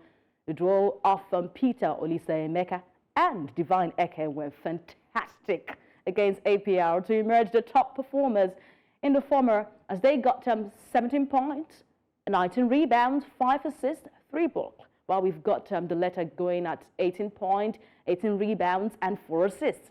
The great feat by the Kingsmen ensured that they became the first Nigerian team to get to the Basketball Africa League playoffs after winning 1 game in the inaugural season in 2021. You want to talk about a comeback? Talk about Rivers Hoopers. Away from that, the world of football, where Ademola Lookman, of course, he's one to talk about. You can see over there, that's the way to celebrate it. He has been named in the Europa League Player of the Week, of course, following his brilliant showing against Marseille. We've got Lookman, who was the standout star for Atalanta, as the Serie A club secured their historic first ever European final with a semi-final triumph over Marseille on Thursday. The former Leicester City and RB Leipzig forward was in brilliant form as he scored the opening goal and provided an assist to the second goals at Atlanta mopped a 3-0 victory in the second leg of the semi-final showdown with French giants. Of course, it is not flash-in-the-pan performance for Lookman, as he has been a decisive figure all season for Atalanta. The former Everton winger has contributed 20 goals and assists in all competition this season for the Serie A club. So great to know that one man sits so well for the Super Eagles of Nigeria in Europe Top 5 League. Let's talk about the English Premier League. It's just few games to decide who the title will go to. Of course, looking at the standings right now, we can see that Manchester City have mapped up 85 points after a stellar performance for Saturday's game. 4 goals, 4 unreplied goals. They go over there. Arsenal seat in second, 83. Remember, Arsenal has got a game today against the Red Devils, and that's Manchester United. Will it be? Would they be able to seal that spot over there? Big question to answer when 90 minutes of action gets underway. Liverpool sits at 3rd position with 78. Aston Villa at 67 with 4th position. We'll wait and see what the day holds. 1 game to expect in the English Premier League, and already Let's see if Arsenal, who has promised your fans that they will go with a open-top bus celebration when they claim this title. They were near man before, but we're hoping that they do not become near men again in the 2023-2024 season. And that's it in the world of sports. Sport update at this time. I am Onyinyechi Obaro. I will be passing the wheel to the news anchor, Darshan Uthman. Hello, Dashan. There you are again, and Onyinyechi. Listen, you guys put the definition to Sunday best, by the way. Just wanted to say. Am I correct? Am I correct? Oh, yes, of course. You're spot on. You're spot on, by the way. And also, a big shout out to all of our team as well. All of our Nigerians are doing fantastically well, putting their best, so to speak. Of course, Tobia Muson and the forward there for Atlanta. So much more has been happening in Nigeria. Like, if we can only translate that to our economy and our pockets. I'm hoping we should be able, and I shouldn't see you in the fencing team for Nigeria, you know. You got jokes. I beg now. That's a good one. I'll get back at you with that one. But you'll be surprised. You never know. Apparently, he asked me to sign up because I was really good. Really? Yeah, he did. He didn't watch it. Anyway, have a second thought. Oh, goodness. But Dashan, let's have you bring in the news. Many thanks again, Onyinyechi. You're welcome. We begin the news with a bit of politics now, where former national chairman of the People's Democratic Party, Prince Uche Secondus, has accused the Minister of the Federal Capital Territory, Nyesom Wike, of being the mastermind of the current charged political atmosphere in Rivers State. The former PDP national chairman made the accusation on the heels of Wike's incessant feud with the Rivers State Governor, Siminalayi Fubara, saying the FCT minister had been demarketing the state because Governor Fubara had blocked all loopholes that could grant him access to the revenues in the coffers of Rivers State. Meanwhile, the People's Democratic Party has declared full control over Rivers State, asserting that Governor Siminalayi Fubara and the party now dominates the state's political landscape. In a statement by its National Publicity Secretary, Debo Ologunagba, on Saturday, the party claimed that all legislators who defected to the All Progressives Congress have forfeited their seats, citing constitutional provisions. Rivers State government had on Tuesday dismissed a call on the State House of Assembly by the caretaker committee of the APC in the state to commence impeachment proceedings against Fubara. We're all there. Resolutions were reached, agreements were signed. The president handed over the paper to the former governor, Dr. Peter Odili, to read. He read them out.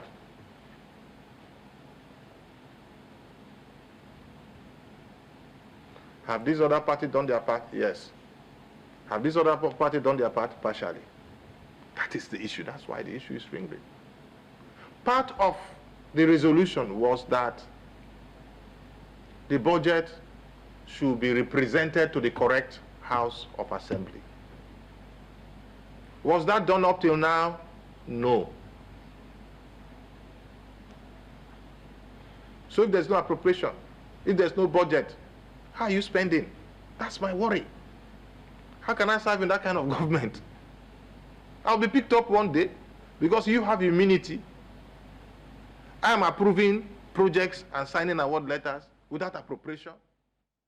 Away from that, President Bola Tinubu has asked the Central Bank of Nigeria to suspend the implementation of the controversial cybersecurity levy policy and ordered a review. This followed the decision of the House of Representatives, which last Thursday asked the CBN to withdraw its circular directing all banks to commence charging a 0.5% cybersecurity levy on all electronic transactions in the country. The CBN on May 6, 2024, issued a circular mandating all banks, mobile money operators, and payment service providers to implement a new cybersecurity levy following the provisions laid out in the Cybercrime Prohibition Prevention Amendment Act 2024. The federal government is poised to receive fresh loans funding from the World Bank, with approval expected for loans totaling $2.25 billion on June 13, 2024. The funding will be received via two major development projects. The first project is the Nigeria Reforms for Economic Stabilization to Enable Transformation Development Policy Financing, which is set to receive $1.5 billion. The second project, NG Accelerating Resource Mobilization Reforms Program for Results, has proposed funding of $750 million. The Economic and Financial Crimes Commission has stopped dollar transactions at foreign embassies in Nigeria. The anti-graft agency said that the Nigerian local currency should be the only legal tender for transactions at foreign embassies. There are indications that the Commission sent an advisory to the Ministry of Foreign Affairs stating that all transactions at foreign missions should be conducted in Naira.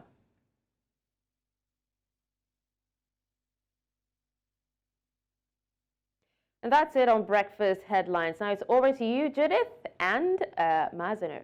Thank you very much, Dashan. Unfortunately, we couldn't hear your take on Judith and fencing, but I'm sure that you also don't want it to be part of the national team. I know when it comes to, let's say athletics, running, I believe Judith, is actually good at that. But fencing, my girl. Judith, you could actually say volleyball or badminton, yeah, right. But fencing, I doubt that. Hi, I will catch you, don't worry. But anyway, we'll move away from news now. Dashan, many thanks for that. Much, we're about to get into a big story, and our guest today is Buki Shonibare. As we connect with her, we'll take a short break. Coming up next is our big story for today.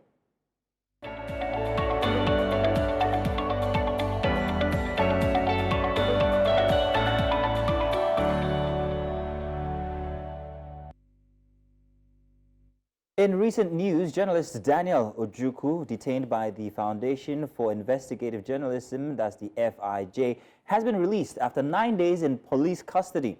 This development comes after intense efforts by the FIJ and support from various quarters to secure his freedom.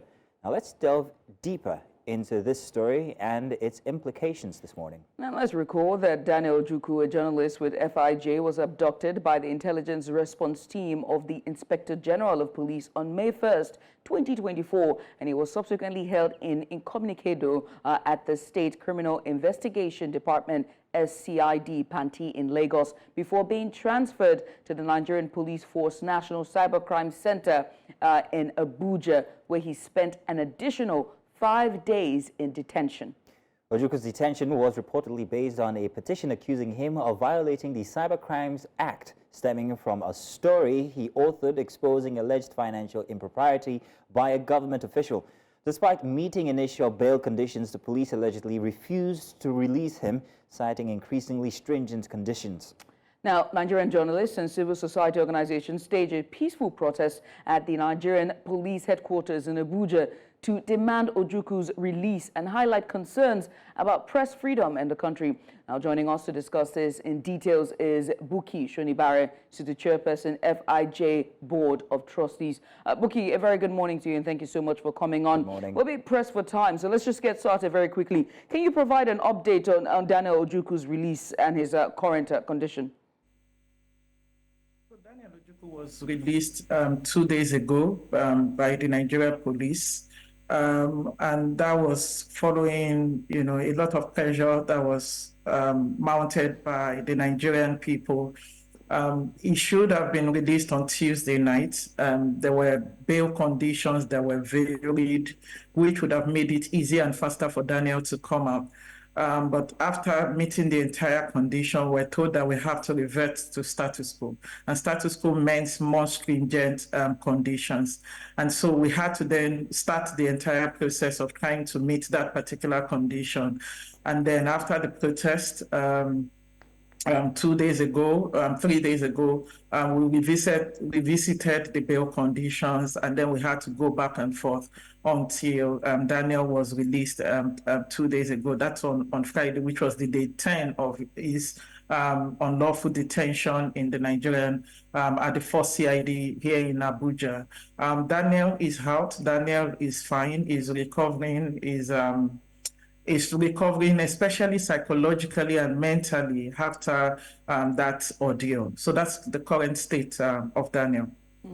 So, Buki, only just a few days after celebrating World Press Freedom Day, this must have been really a very interesting tale. I want to find out exactly what the FIJ's response was to Ojukwu's abduction initially, and especially his detention, especially after finding out who the abduction was by. So we didn't actually even know that Daniel had been abducted by the Nigerian police. And we use the word abducted not because we want to be funny, but because that's exactly what has happened. Because when he was taken, if he had been taken, based on the procedure that has been laid down by our Administration of Criminal Justice Act, and then he's allowed to communicate with his family, it wouldn't have been a case of abduction. But the fact that we had to find out ourselves where he was, his family were not sure where he was, the employers were not sure where he was, and so as a result of that, we were, completely confused as to what to do. And then he was held in Panti for 4 days before he was moved to Abuja and spent another 5 days. And we believe all of this contravenes the provision of our established laws. If you look at the Constitution in Section 22 particularly guarantees the freedom of the press. But not just that the freedom of the press is also to ensure that those information that has been gathered goes through the normal due process, which are journalistic ethics. The fact that it is accurate, but most importantly, the fact that that journalistic piece meets the principle of truthfulness, of honesty. And in order to establish that, Daniel did his due diligence. The story was released on November 7 of 2023.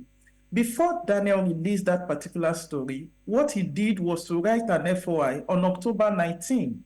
So it took 19 days. Daniel waited that long for 19 days for the Office of the Senior Special Assistant to the President on the SDGs to respond before going to press. And if those ethics have been met, and then there is now grievance that, a particular section of the Cybercrimes Act has been violated, the proper thing to do, as laid down by the Administration of Criminal Justice Act, particularly sections 30 and 31, is to, when you hold somebody in custody, is to make sure that he's released within, 24 hours and at most 48 hours. But what did we see? Daniel was held for over 240 hours, which is 10 days. And so our call has always been that follow the due process. We're not saying that the police should not investigate. We're not saying they should not do the proper thing. But we're saying that in so doing, don't violate established rights. Established right, for instance, Section 39 sub 1 of the Nigerian Constitution, guarantees, the freedom of Nigerians to be able to hold opinion, to be able to make sure that they express themselves, particularly Section 41 of the Constitution. If you look at our Constitution, and particularly how it says that every person shall be entitled to the freedom of expression, that guarantees Daniel's right to freely express as an individual, as a citizen. Saying that now, Section I have to 22 that I quoted guarantees the right for journalists. So, Buki, regarding the freedom of expression, the freedom of press, now, what are the implications for freedom of press after this instance, and especially when it comes to investigative journalism? The implication of this, which is why we use Daniel's case as the entry point, the implication of this is that the Cybercrimes Act continues to be used as a tool to gag citizens, as a tool to harass citizens, as a tool to unlawfully arrest, especially journalists. And if nothing is done, we're going to keep having this repeated cycle. In this administration alone, there has been at least 11 journalists that has been taken unlawfully, either detained, arrested. If we look at the First News editor, Mr. Shegun, the former editor, you see that the same thing has happened. And this has been happening for a long time.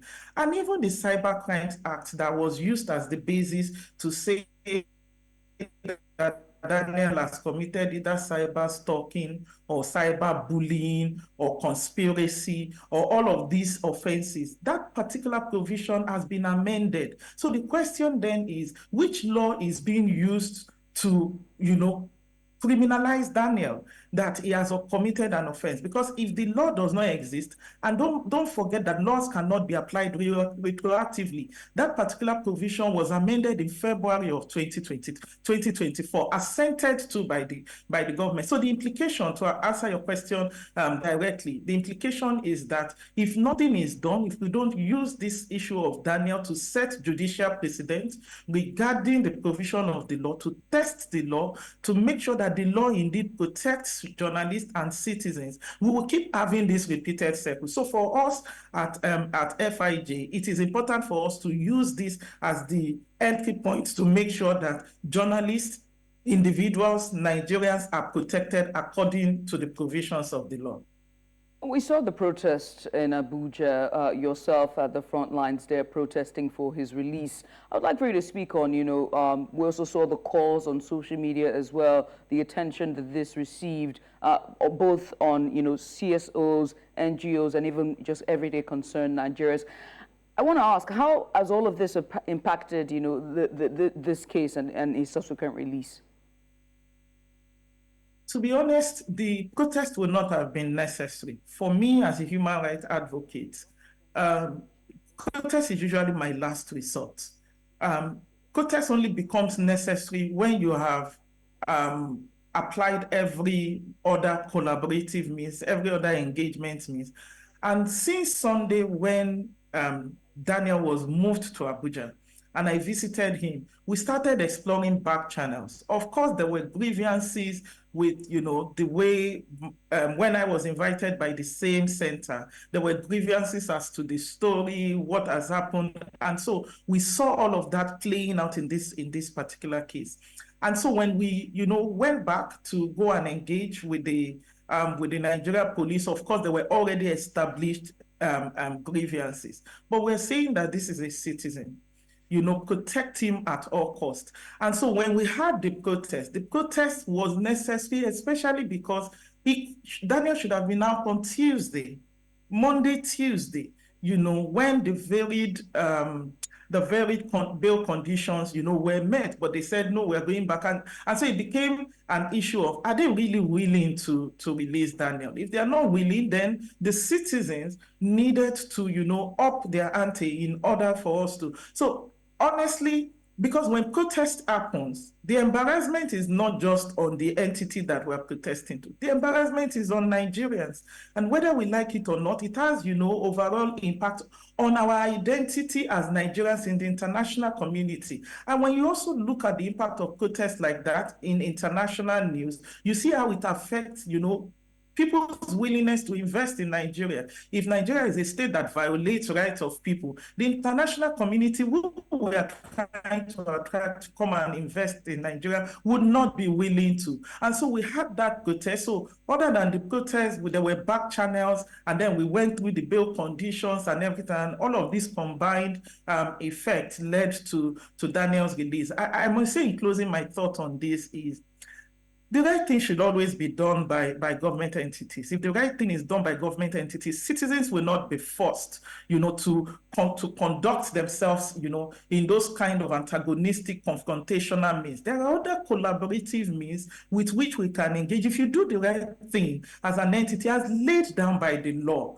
we would not have to be forced to do that. So again, this is to say that we hope. Somebody made a comment to me on Twitter and said that the Nigerian police has been doing this, they will continue to do this. And we hope that this Daniel's case will be the last of not following the proper procedure when investigation is being conducted. Buki Shonibare, we want to say thank you very much for all the efforts that you're putting in to ensure that press, we do have our freedom. Thank you indeed, Buki. And that's Buki Shonibare, the chairperson, FIJ Board of Trustees, talking to us about Daniel Juku's arrest and subsequent release. We'll take a short break. When we come back on the other side, we look at the Invictus Games, Prince Harry and Meghan Markle's visit to Nigeria, and of course the implications, or rather the future for our veterans. Stay with us.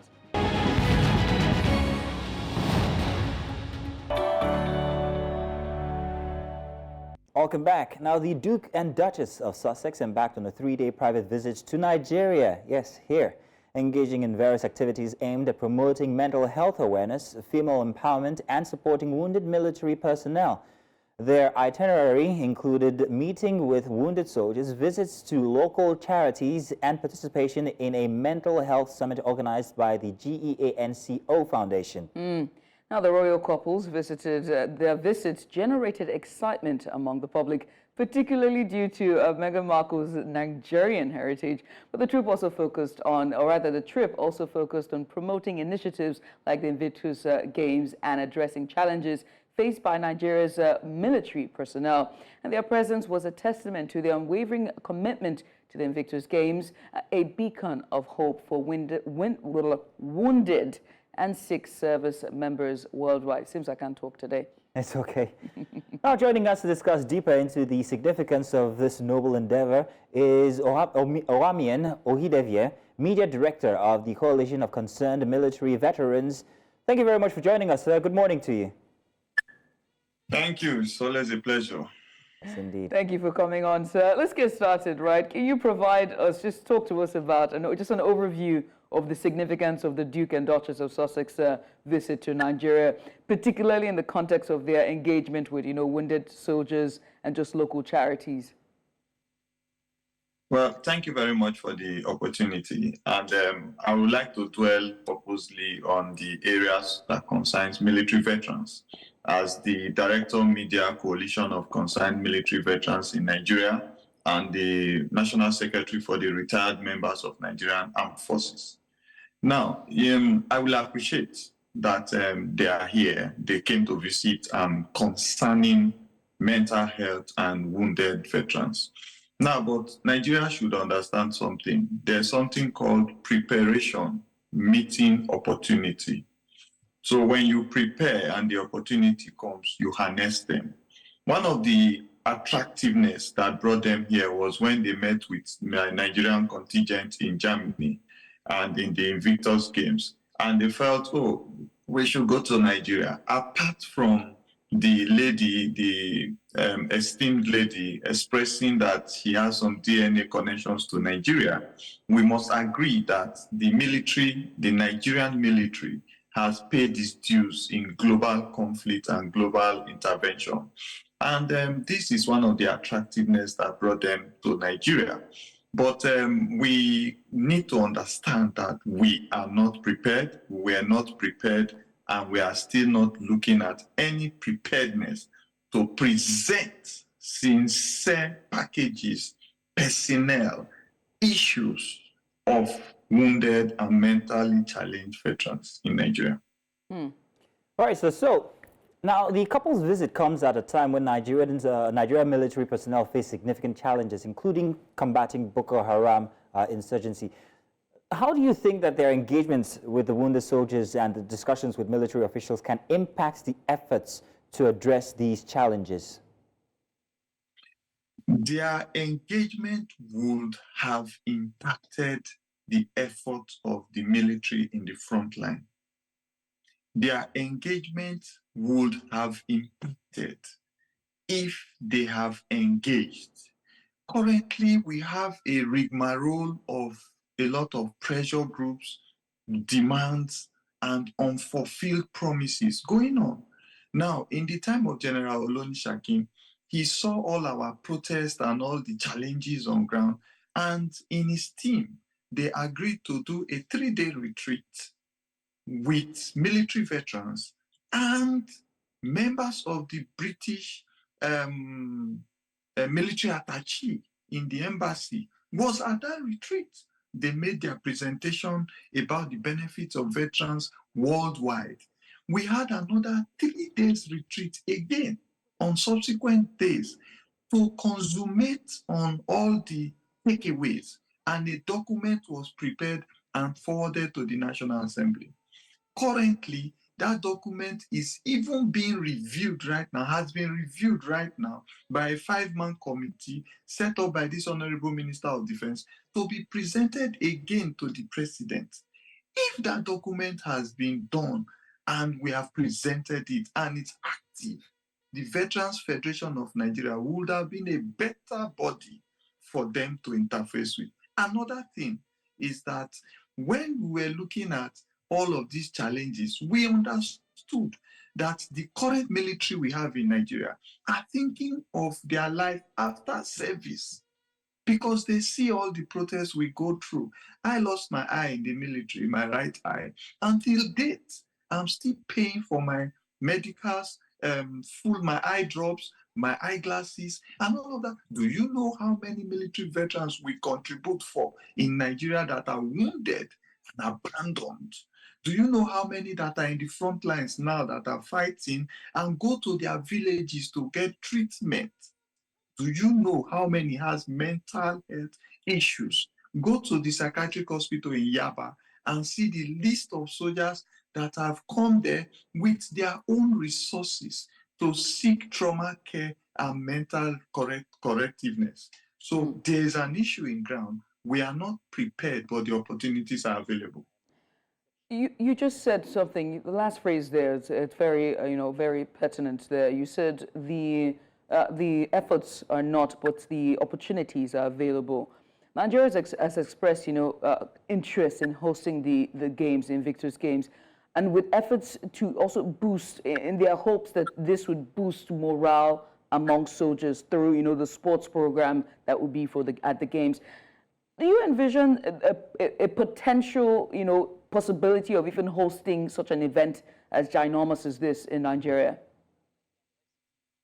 I will say sincerely, without any due respect to anybody, that if that event is going to be held in Nigeria, military veterans that have been affected positively and negatively by all the issues that have been happening to military veterans in Nigeria will stop that game.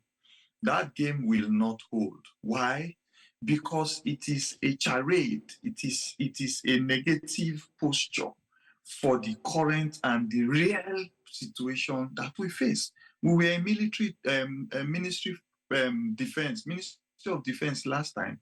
We hold the place to ransom for 2 days. We shut the gates down. And at the end of the day, nothing has come out from it. The new Minister of Defense is interfacing with a five-man committee, and we are seeing that, okay, we have documents now we have presented to the government. The effort that was used to receive these people, why was that effort not put in place to make sure the president gives his consent to the veteran bill? All of you heard about palliative that was being sung everywhere before the Better Edu case. Till date, veterans are still looking towards the palliative stories without any effective alerts in their account. Then the FDA, Security Department Allowance, that is an allowance that is supposed to help you to go economic empowerment. It's supposed to help you to have entrepreneurial input in your life.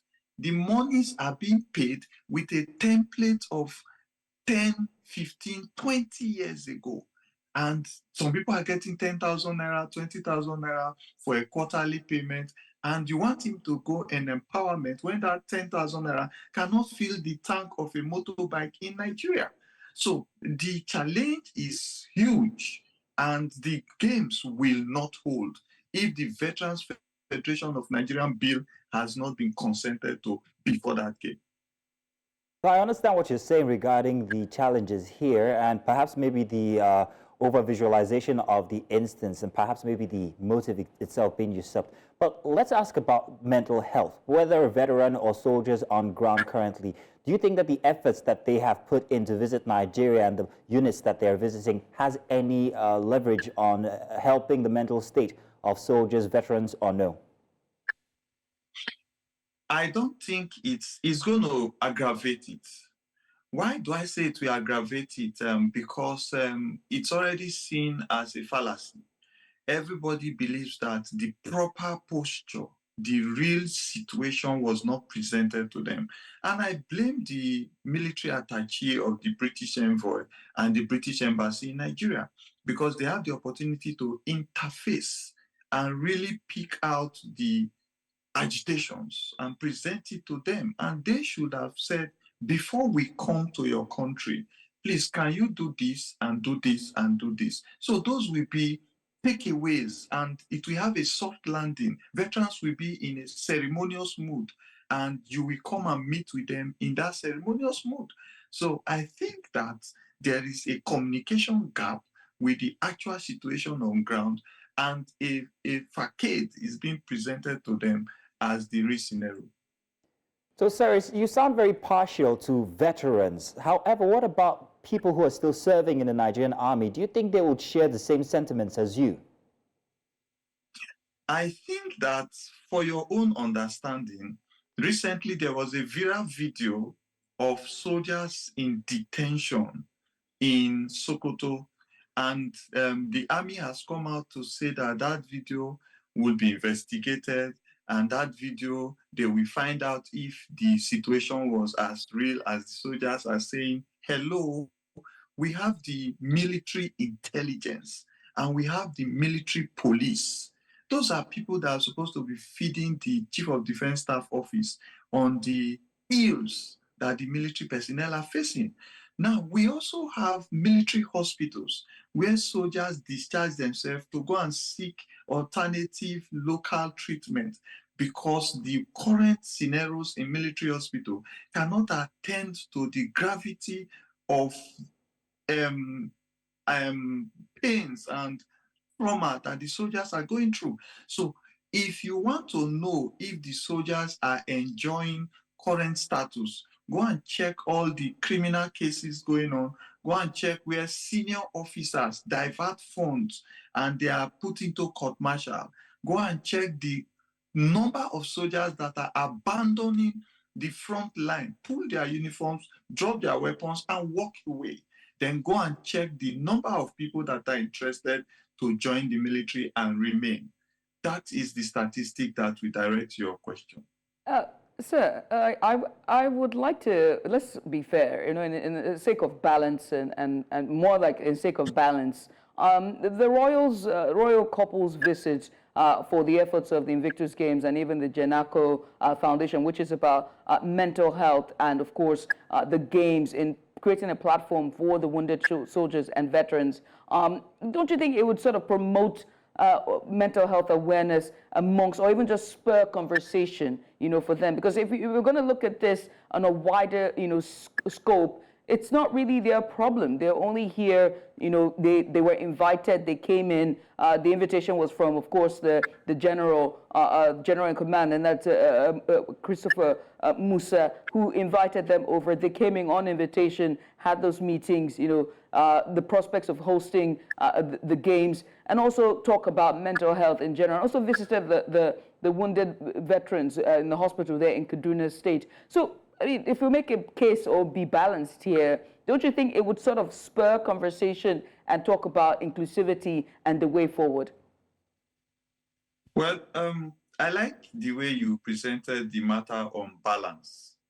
Now, the General Christopher himself, from my last statement, have told us that he's not even aware that soldiers have been detained in stupid conditions in Sokoto State. Now, the same Kaduna that was used as a prospect, that same Kaduna was where my eyes issues were detected, and I was sent to the eye center, and they told me they didn't have the facilities then when I was in 1 Mechanized Infantry Division to take care of my eyes, and I was later sent away until I got to Lagos before I started to review the case again after a number of deteriorations. Now, the same officers in the ranks and file, they face all of these things, but they cannot speak out because of the rules of engagement and the policies that guide court-martial presentations. Now, if you look at the balance that we need, before you are invited to a place, you will do your investigations. You can't be invited to Nigeria. Nigeria was also a baby of the UK and the British Empire.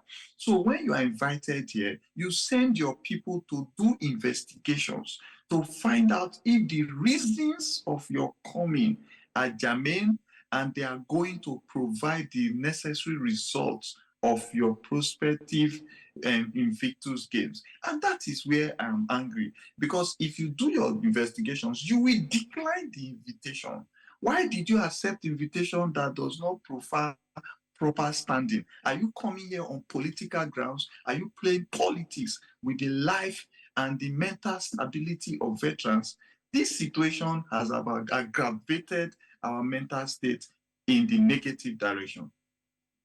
And then what's the way forward then?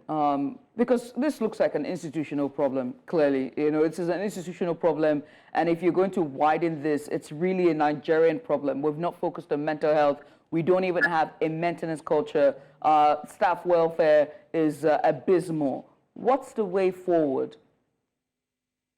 Well, one of the way forward is, by the grace of God, I believe that the president will hear about this broadcast. The Veterans Federation of Nigeria bill is unstable. I was in that bill formation for the two sets of retreats for 3 days. I want him to assent to that bill, because the best of the brains in Nigerian veterans community, General Air Commander Oguntoyi, retired, Veteran Commander Durowaye Abiodun Herbert, and so many other intelligent senior officers came together to review this bill to current status and remove all the clauses that were not favorable, and presented it again to the president. So I pray that the president should assent that bill so that the right body with the right objectives, we face all the opportunities that will be coming, because this is our preparation. The VFM bill is our preparation, and the SDA review and the palliatives should be sent immediately to veterans to reduce all of these crises that have been going on in their spirits. So in furtherance to that, Nigeria being a former colony of the British Empire, do you think that Britain should actually have more empathy toward the Nigerian military situation, and maybe instead of waiting to be invited, perhaps maybe put in effort to help our situation when it comes to the lacks that you've noted in the Nigerian military?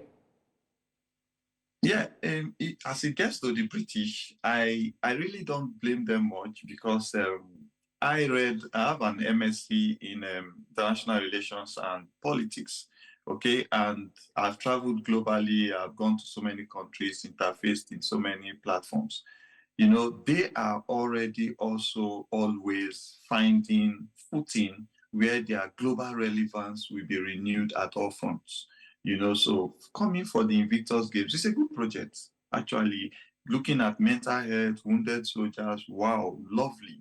You know, but you know, they should not be concerned much with our internal grounds, but they will come and face embarrassment if they are bringing the Invictus Games here. And I think that our internal arrangement and preparation should be geared towards bringing appropriateness.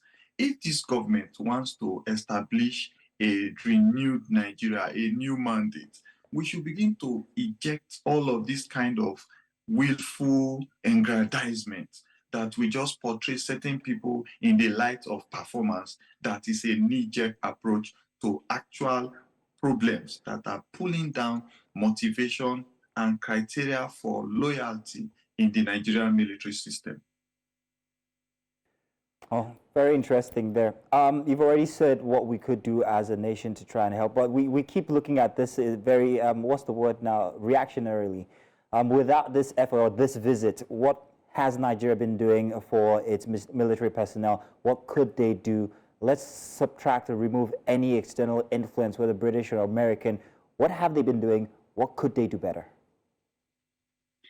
For currently, the medical that have been approved for the Nigerian military personnel need to be upgraded to capture ailments and illnesses that affect the elderly, you know, like arthritis, liver problems because of the water you drink and all of that.